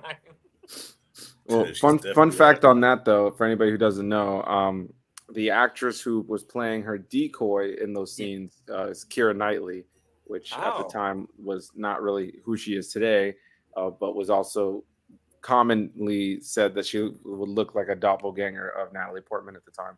So it's funny that she actually did play the decoy there in those sequences.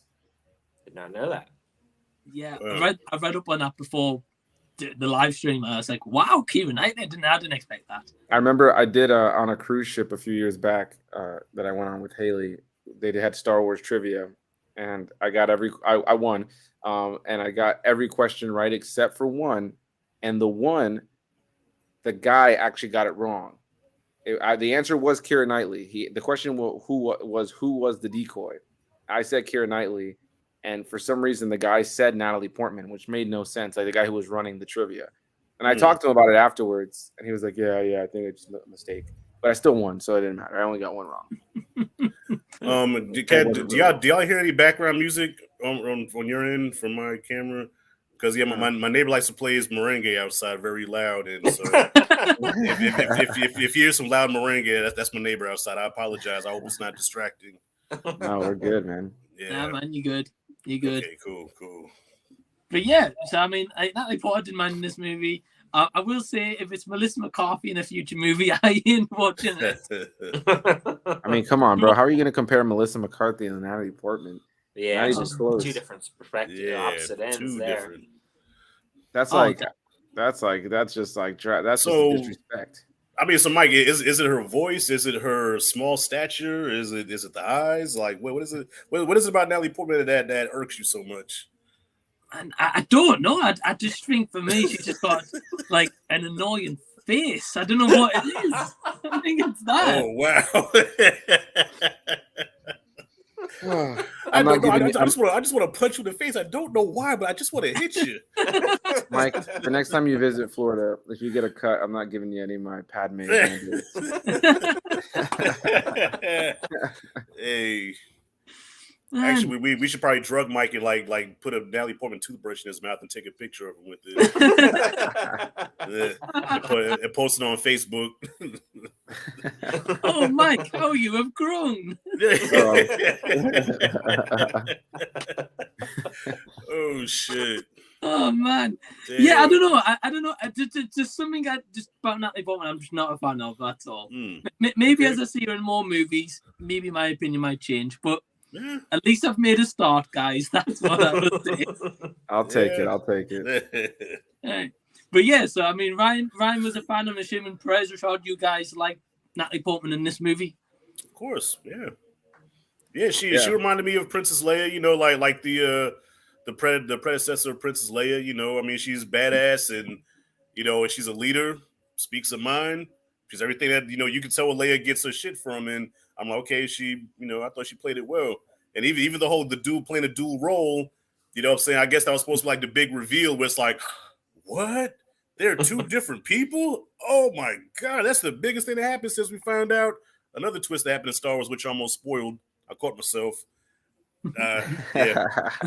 Sorry, Ryan, I almost spoiled it for you, but yeah, that was like the biggest reveal since that other reveal. So, trust me, I've had to catch my tongue a couple times. What's that? I've had to catch my tongue a couple times where I was about to just go on a tangent. I'm like, hold on, I can't ruin this for Ryan. Yeah. I've done that on a couple of reviews too, where I had to actually like edit that part out. Like I'm doing my review, like, this is spoiler free. So by the way, after the motherfucker got killed, and so yeah, like I was saying, no spoilers, and then I got to reshoot the whole thing all over again. I mean, I will say though, Ryan, I think like one of the greatest things is like you don't know what's coming. And like even people who hasn't seen Star Wars are like, oh, like somewhere down the line you probably like someone's probably heard about what happens. But I mean the beautiful thing is you don't have a clue, whereas all of us are like, shit, we want to tell this guy what the hell happens in Star Wars. Right. Yeah. I'm excited. I'm excited to see reactions to things, and I think that that's part of the beauty of like a lot of times people will say don't show people Star Wars like this, like starting with the prequels. And I think at this point there's so many movies that it's the best way to really just like watch it like a TV show, follow everything, understand all the references, the connections. None of this like, because if not, we'd be like, hey, we're gonna watch these 3 movies, and then we're gonna jump back in time and watch 3 movies that take place before that, and then after that, we're gonna watch 3 movies that take place after those 3 original ones you watch, and then we're gonna go and watch the ones that are in between. It's like, nobody's got time for all that right now. It just becomes a little confusing for new viewers that are only seeing it for the first time. But kind of the beauty of it too is that you go into this movie with no expectations of what Star Wars is, and you can just enjoy it for what it is versus being like, what happened with a lot of people. They saw the originals, and then this one just didn't live up to their expectations of what Star Wars should be. Whereas moving forward now, I would argue, like a lot of people have a lot to say about this movie, as you've heard us say in this video.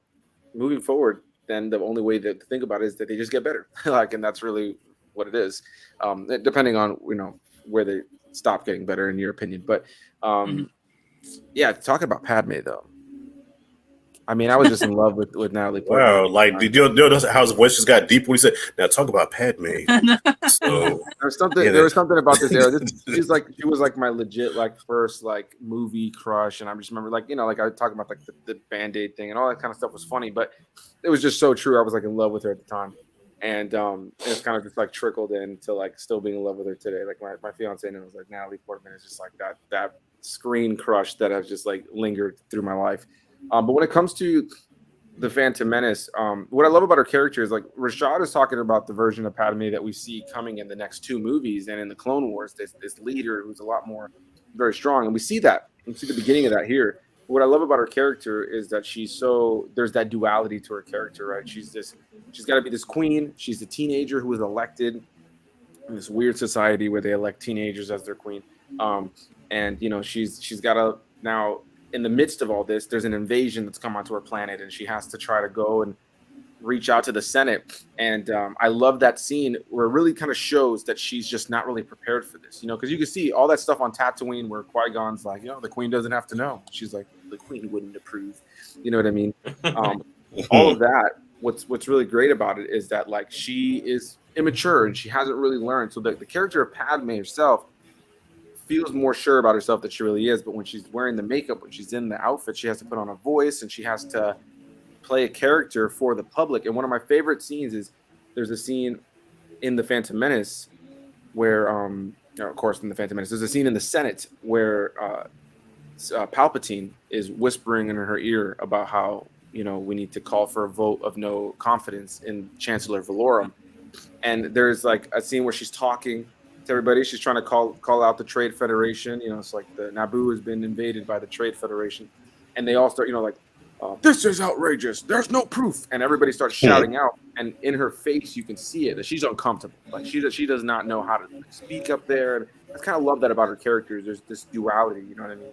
The idea of she's wearing a mask, and she has to put on a front, and then when she has that makeup off, she gets to just kind of be herself. And at the end, she's still just a kid. You know what I mean? Which is why she connects with Anakin, and why there's the kind of this she gets to see a side of the galaxy in a different way too. It's because she comes from this royal, lush planet that's beautiful. I mean, I would say this. I mean, Ryan, you haven't seen the rest of the movies, but a lot of the planets in Star Wars suck. In the sense of living there would probably suck ass.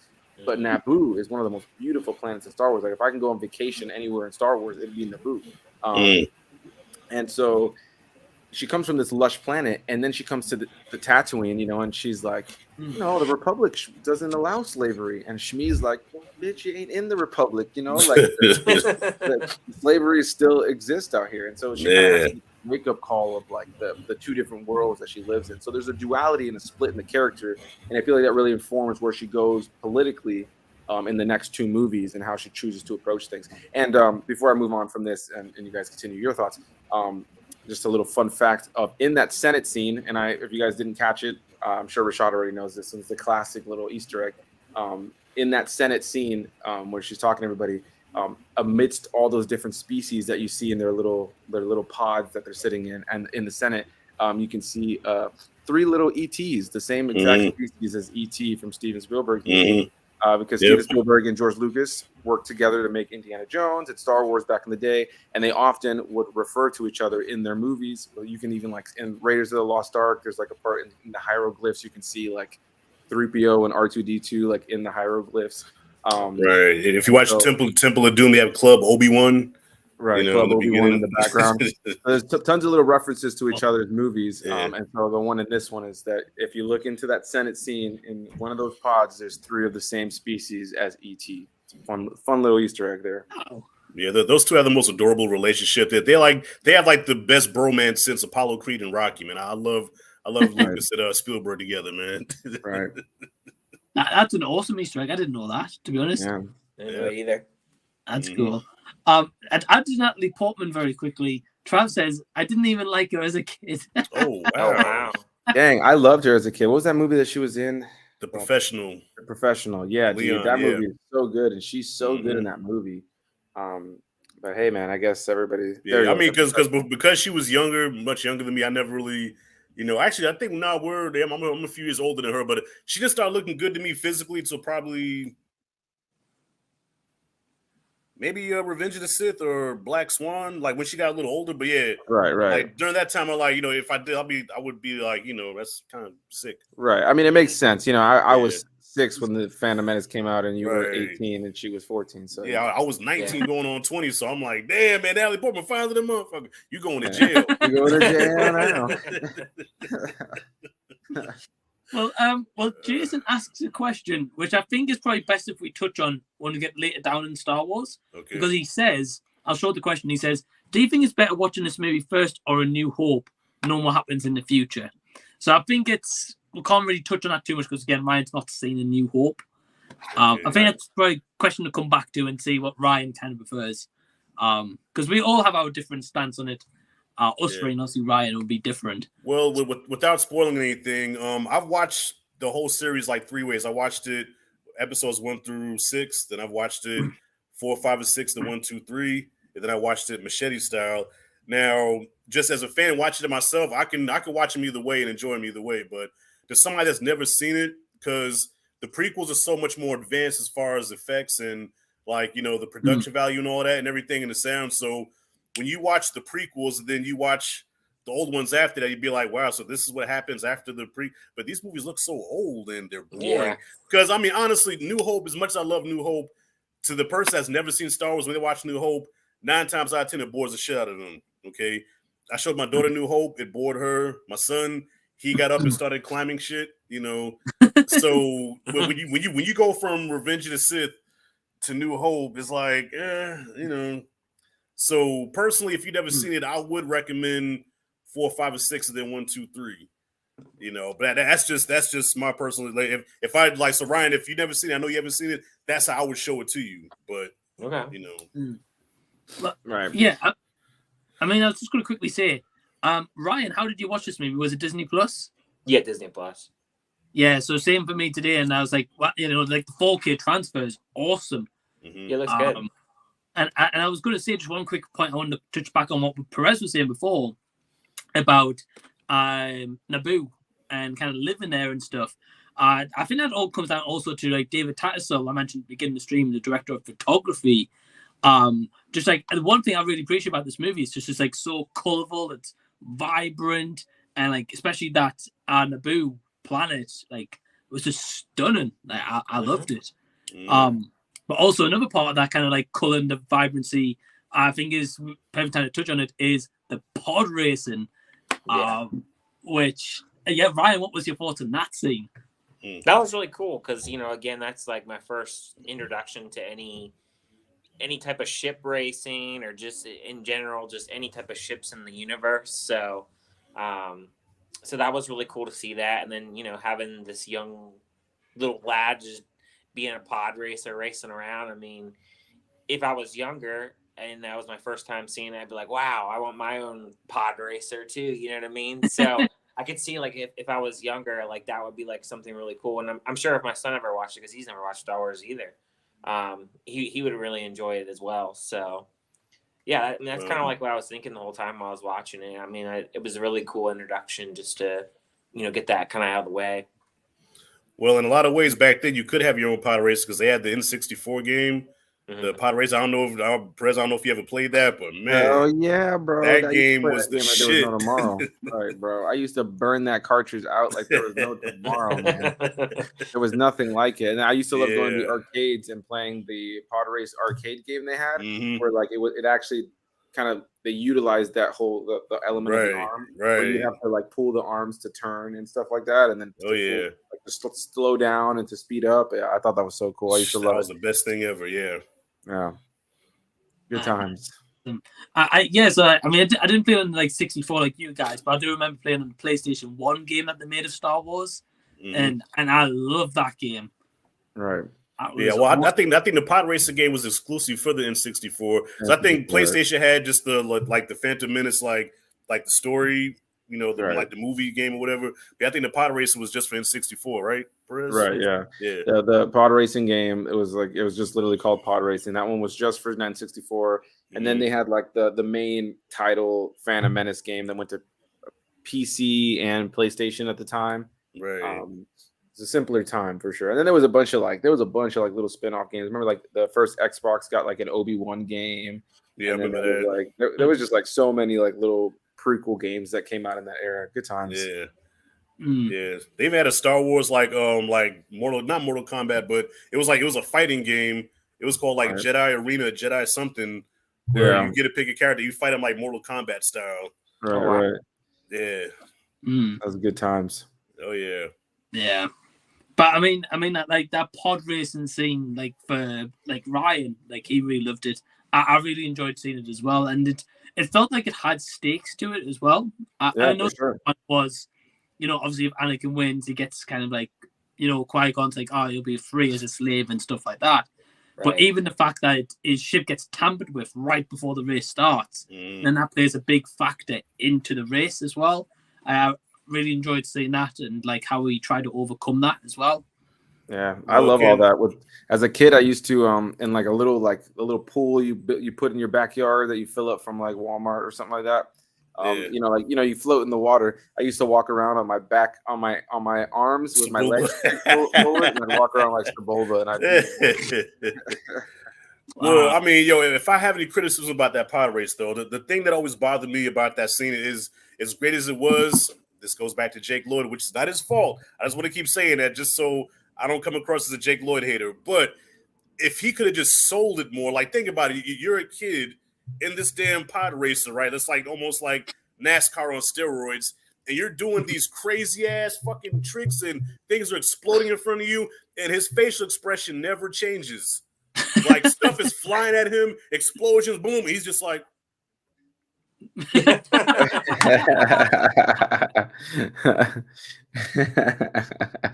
I'm like, dude, show some emotion, like show like holy shit, like you watch that's a spoiler, but there's other parts of Star Wars with certain characters where when stuff is happening, like stuff's happening, they're looking like, oh shit, reactions, yeah, his face never changed. And to me that kind of brought the scene down just a little bit because it's all about selling the illusion. He never tried. He never sold the illusion that he was really in danger like that. I don't know. Maybe I'm tripping. Yeah, I mean, I can see why, especially like in certain parts, like where like part of his ship detaches and he has to use like the metal rod to like pull it in, which was he was cool as shit. He was just like, okay, my ship's about to fall apart. Here we go. Okay, back to normal again. As a 9-year-old kid, I'm like, oh shit, yeah, sell it. Right. Yeah. I think I've got to agree with that, Rashad. Yeah, I didn't really notice too much, but yeah, you're right. Like even when like the debris is like flying past him and like just missing his face, he's just like, right. It's just like, he just goes back to normal. Like, dude, you just had some fucking metal shit fly by your face. You're just like, okay, man. Yep, back to the race as usual. And the commentator, and one more thing, the commentators, they got on my nerves too. The commentators, they could have left out. I don't care what galaxy you're from. That's gotta hurt. I love that. I love all of that, dude. I would never change a single thing about those guys. Like there's something so goofy about their dialogue and their back and forth. And then like at first they're like super annoying. I can see why, but once they come around and they're like cheering that Anakin is one, there's something about it that I love. And just like some of like the dialogue of just the other racers. There goes Ben Quadranero's power couplings. Like there's something so stupid about it. It's fantastic. But hey, man, that's what I love about the Phantom Menace. Like even like little scenes that were used to be deleted scenes that they re-added into the movie. Like in the middle of the pod race, where there's just some dude like selling snacks in the freaking like that was never in the original theatrical cut of the Phantom Menace. They added that in maybe within the last like 15 years. But I just love that they took like random deleted scenes, like a dude selling snacks in the stands, and now that's in the movie. That will forever be in that movie. Yeah, so because did they extend the pod race scene where they made it longer? Or like right. They extended a lot of that movie. So anybody, George Lucas in the late 90s started releasing the special editions of the original trilogy, which have been altered and changed over time, including added special effects, some things that were added that like some things that cleaned up some things that looked nicer, and then some CG characters that maybe didn't need to be there and they really stand out, and you'll see that when we get there. Or all I can say is no. Right. There's a couple of vocal add-ins too. There's some things that were never in the original cuts. Some song changes too. Like the final song in Return of the Jedi used to be a song called Yub Nub, and they've changed it now for like a more like emotional song, which I do like the version that's in the version you'll watch now.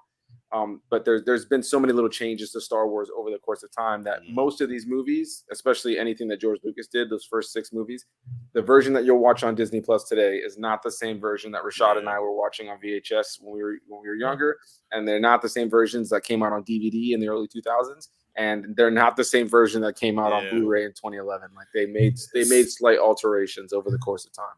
It's like somebody should just took the damn cans away from George, just like give me this. And just run off with him, because George is like, it's almost like he has what's that shit called?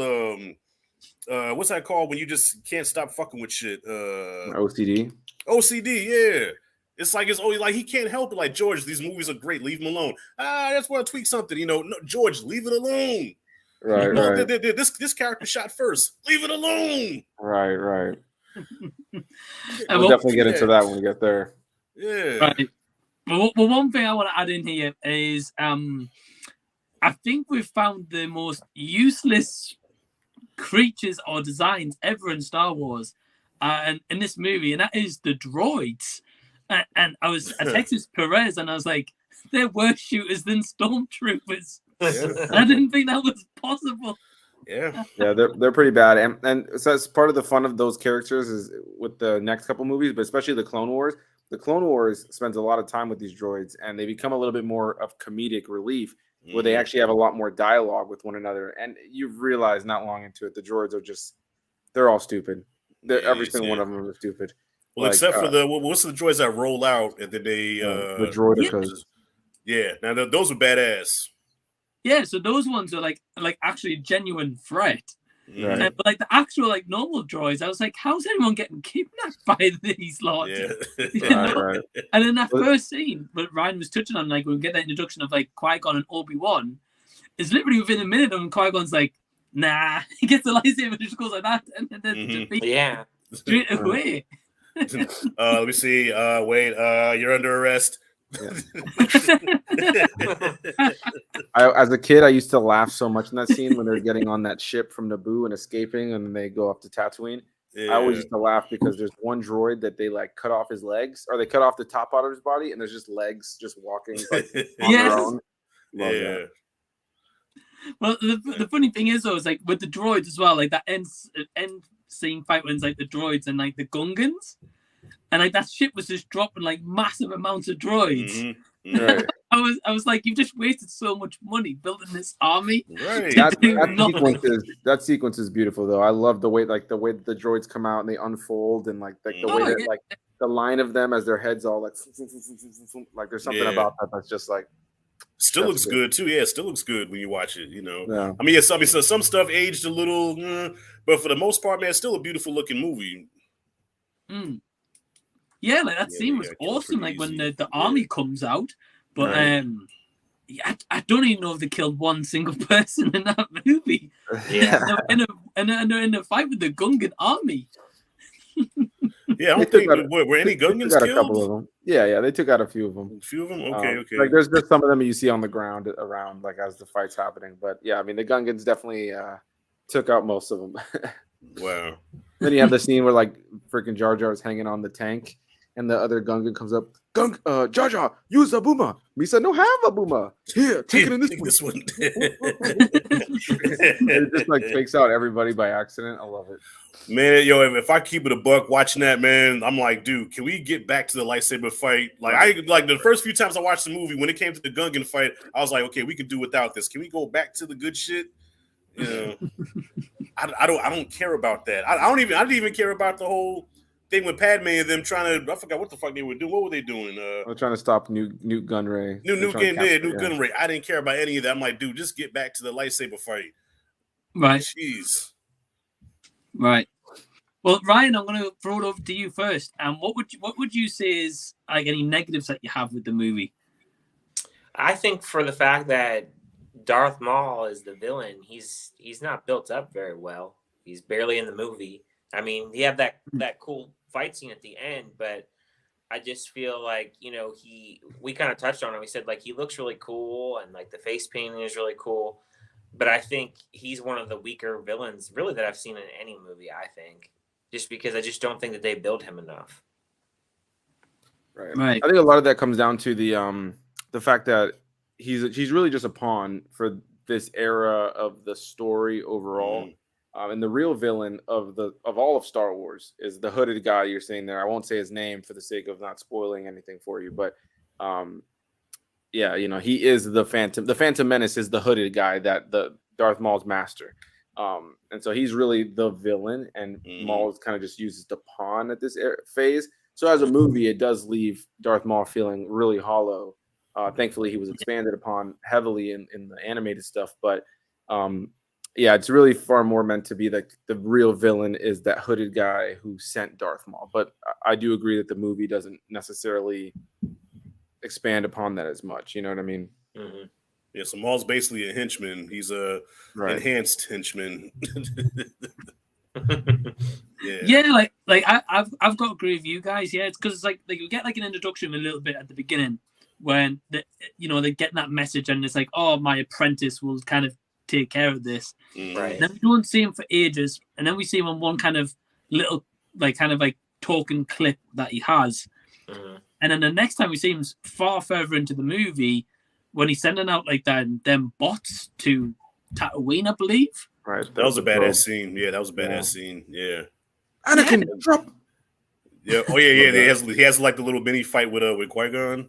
Yeah. That was kind of cool too. Yeah. Yeah, because it really took like Qui-Gon by surprise. Obviously, he was surprised by Sith in general. But I don't think he expected to fight out of nowhere. Really, and all of a sudden you got this badass guy trying to take you out. Like it's pretty cool. Do you have any other negatives, Ryan? Not really. Mainly because being my first Star Wars movie, I don't have anything else to compare it to. So maybe if I watch more of them, maybe I'll have more as time goes on, like things that I'll nitpick out about it. But I think it's kind of hard to nitpick too much because, again, it's kind of the first time going into the universe. So, right. But the Darth Maul thing stuck out to me right away because I've always heard people say, "Oh, Darth Maul is so cool." I'm like, I don't get it. Why is he so cool? He's good looking. He's like, he looks good, like as far as like a villain, but he's barely in the movie. So that was, I guess, my question throughout it. Yeah. Yeah, I think that's fair. Yeah. And I think we all kind of agree. Rashad, Perez, do you guys have any other negatives with the movie? Just the negatives I said before. I feel like Jake Lloyd's performance kind of, as Anakin, kind of brought the movie down some. I feel like when they got to the not Naboo, was it Naboo or Coruscant? Was it Coruscant where we had all the whole political shit going on where they went back to the Jedi Temple? Yeah, that's on Coruscant, right? Okay. Yeah. So when it goes to Coruscant, the movie kind of slows down a little bit. Where like 'cause at first it was like nonstop, like fast paced. Then when they get to chorus on the movie, does kind of come to a screeching halt where you lose interest a little bit, and all the politics and all that stuff, which is important to the story. But I didn't give a fuck. Let's get back to the, you know what I'm saying. But other than that, I really have no negatives, man. I really enjoyed this movie. I fell victim to giving into what other people were saying, like, oh, Phantom Menace is horrible. And then I had an epiphany, like, wait a minute, no, that's not how you feel, nigga. You like this movie. So if I could give it a Rashad G review grade, man, I give Phantom Menace, I give it an A. Man, nice. Yeah, I would give it an A. Yeah, I'm with you, man. I don't really have too many negatives either. Like I said, like these movies for me are perfectly imperfect. There's moments of performance, there's moments of dialogue, there's moments of special effects that don't work. But like overall, I just never get tired of watching these movies, man. Like there's something about it, and call me biased or whatever, but I just love these movies. I love this universe, and I guess like just because like. I know you guys and like what you guys are into. It's just like we all have movies like that, like they're just like they can be perfectly imperfect, right? I would say maybe like now, Mike, for instance, like you're a big Back to the Future fan. The first Back to the Future, I think most people would say is probably like in terms of the screenplay and the writing, it's like probably a perfect movie, like the way that things are set up and paid off. Like the first Back to the Future is arguably one of the best written and like tight stories ever made. But there's elements of the second and third one, as much as I love those films, that are like perfectly imperfect. Just they're goofy as hell, you know what I mean? That you can kind of like poke fun at that aren't perfect, but those movies are just a good time. And so like kind of similarly, that's how I feel about this movie and most of these Star Wars movies, honestly, is they just like they're perfectly imperfect. And so yeah, it's the stuff that we talked about before in terms of negatives, but those things it's so weird. Like I'll see a movie that I just don't care about, that doesn't have memorable characters, it doesn't have memorable script or memorable music or anything. And, it can have the same negatives, and I'll just be like, this is forgettable. But there's something about this, even a movie like this, that it has so much divisiveness. Even the people who hate this movie will remember more about this movie than any other movie that they didn't like. And it's just like, I think that speaks to how memorable this film truly is. I think as a story, it's a little jam-packed. There's a lot going on. There's a lot of characters. Somebody like Ryan, I bet if I showed him pictures of the character, like, name this guy, he'd be like, I have no fucking idea. But yeah. So I can understand it from that perspective. But overall, man, I just love this movie. Just really do. Always have and always will. Church. Right. Well, do you guys have any other kind of scenes or moments or anything we haven't touched on you want to add in? I don't know, man. I think we've combed through it, man. There's just a lot of beauty, and yeah, dude. So it's I don't know. I think we've definitely touched on the big ones, the big points. I do want to say one scene I love is one thing I guess we just have to touch on is just like I love the scene where Qui-Gon's dying and the dialogue between him and Obi-Wan. I love the scene of Qui-Gon's funeral and that dialogue between the dialogue that's happening between multiple characters, specifically between Obi-Wan and Anakin, promising to him that he'll train him. And then the dialogue happening between Yoda and Mace as he's like, who was killed, the master or the apprentice, because Yoda's like, only two there are, no more, no less, a master and an apprentice. Little fun fact Star Wars thing in there. Anybody who wants to know more about that, the Darth Bane trilogy, it's no longer canon, but Darth Bane has been referenced in other canon materials, so it's kind of still loosely canon. The Darth Bane trilogy, he was the Sith that created the rule of two. There used to be a big Sith temple, just like the Jedi, and this one guy weaseled his way in. They all killed and destroyed themselves. He kept one person. He created the rule of two. Fantastic trilogy of books. So that's where Yoda is referring to at the end of the movie. But I love all that and the passing of the torch and just I love the ending too. I love the music that plays there at the end as we ramp up into the final John Williams classic ending. Yeah, I think I would argue that Phantom Menace probably has the best score, maybe out of all the Star Wars. But I would say it's a close between Phantom Menace and Revenge of the Sith. Yeah. It's between those two. Yeah. Yeah. I agree.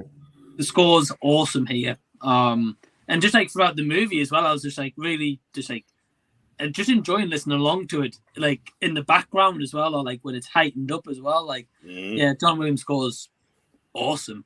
And we also get our first glimpse of how the Jedi are assholes. Because the whole thing about now, just think about, okay, so Anakin in this movie is what, 9 years old, right? About 9, 10, something like that. So the younglings are about that age when they're trained to be Jedi. So when they brought him in there, and it was like, nah, he won't be trained. You know, he's too old. Too old, man. Them younglings about the same, probably, you know, bigger than him. What you talking about? Yo, so man, Mace Windu from the jump.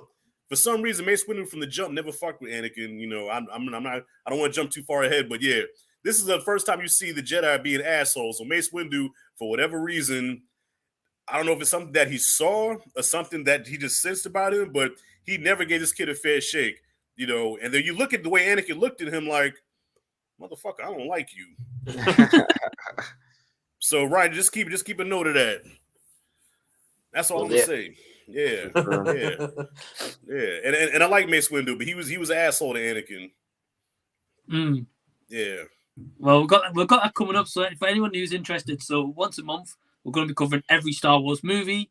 Next up on the agenda is Star Wars Episode 2: Attack of the Clones, which will be a first-time watch for me, a first-time watch for Ryan, and obviously these OGs have seen it 1,000 times probably by now. I think that's the most hated one out of all of them. I think Attack of the Clones is the most hated out of all the Star Wars movies. Right. I'm looking forward to seeing what Ryan thinks of that one, because it's the one with maybe some of the cheesiest dialogue, but it's got some of the best action in the whole series, and it's the launching pad for the Clone Wars, which is without this movie, without Attacking the Clones, the Clone Wars series and the rest of the franchise wouldn't be what it is. Yeah, Ryan, I predict you're gonna be very very divided when you're gonna be like kind of like, damn, do I like it or do I hate it? Right. Because like Perez says, like there's a lot of good moments in the movie, but then there's also a lot of cringe moments. So by the end, you're gonna feel really Perez, help you go with Perez. What's what I'm looking for? Okay, that one too. Yeah, divided, right? I guess, just like very conflicted, I guess. Conflicted, there you go. Conflict. That's what I was looking for. Conflicted. Thank you. Yeah, because I always go to Perez for the big words, man. What a name that guy had right there. I don't know who that cat is. I don't know if we should pull it back up, but pull it back up, was it? Oh my god. Cream pie. I love it, man. Yeah. All right. Cream pie. So yeah. So I want to thank Ryan, Perez, and Rashad for joining me for the stream. And just before we wrap up, Ryan, do you want to just plug what you've got coming up? So I'll have my physical media haul. I'm gonna see Plane and Devil Conspiracy, so I'm doing a review for them. And then I also did just watch the movie Devotion on Paramount Plus, so I'll probably do a review on that as well. Nice. Yeah, you got some awesome stuff coming up, man. And the link to Ryan's channel is in the description box below. Perez, what you got coming up?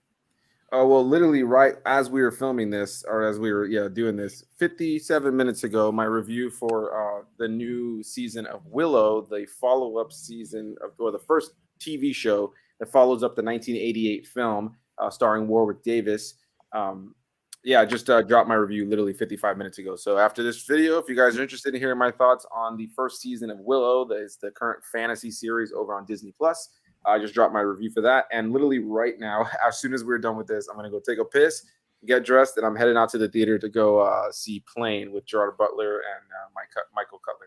So I'll be watching that tonight. And so I'll have another video up later tonight. So a lot of videos in a short period of time. So I do apologize for the oversaturation. But yeah, plenty of that coming out right now. Nice. Well, definitely go check out Perez's channel. Got a couple of videos, as he said, on there now and coming up and playing tonight. Link down below in the description box. And finally, Rashad, what are you working on at the moment? Yeah, I'm jealous, man. So I want to go to the movies. Unfortunately, I have to go to work after this stream. So got to pay the bills, man. But I got some stuff coming up, man, because a lot of my favorite shows are back in January. So BMF has returned. Godfather of Harlem returned Sunday, so I'll be having reviews for both of those this weekend. And this is also the season finale of Tulsa King with Sylvester Stallone. So I'm going to be shooting a season review for that, season 1 review for that. And also tomorrow I'm going to see House Party, which I really don't want to see, but I haven't had a good rant in a long time, so I think this might be the movie to do it. Nice. Yeah, just because I love that first house party so much, and LeBron James and that crazy brain of his says, okay, I think people want to see a remake of that. I don't know where he got that from, but yeah, so I'm ready to rip that movie to shreds, and I will be going to see Plane sometime this weekend, so I should be having a review coming up for that one too. So yeah, a lot of stuff coming up. Nice, awesome. Yeah, I'm looking forward to it, man, and I can't wait to see you rant on House Party. It looks pretty bad. Yeah, well, I'm also so I'm doing a review for that on my own, and then I'm going to be on Lovely's movie reviews because she's doing her first live stream Saturday. Oh, nice! So we're going to be talking about it on there, and already now, mind you, she hasn't seen the movie yet, but I guess she's trying to be the devil's advocate. Like, no, Rashad, I think that movie's going to be really good. I said, what are you smoking? I'm like, you seen the first movie then? No, but Rashad, just give it a chance. So we're probably going to be going back and forth about this. So yeah, so look out for that live stream Saturday if y'all have time for that as well. Awesome. And I'll leave the Rashad's channel. So all the links to all my guest channel in the description box below. Again, thank you to Ryan, Anthony, and Rashad for joining me for Star Wars Episode 1. And until next time, we'll see you later. So see you, everyone. Peace.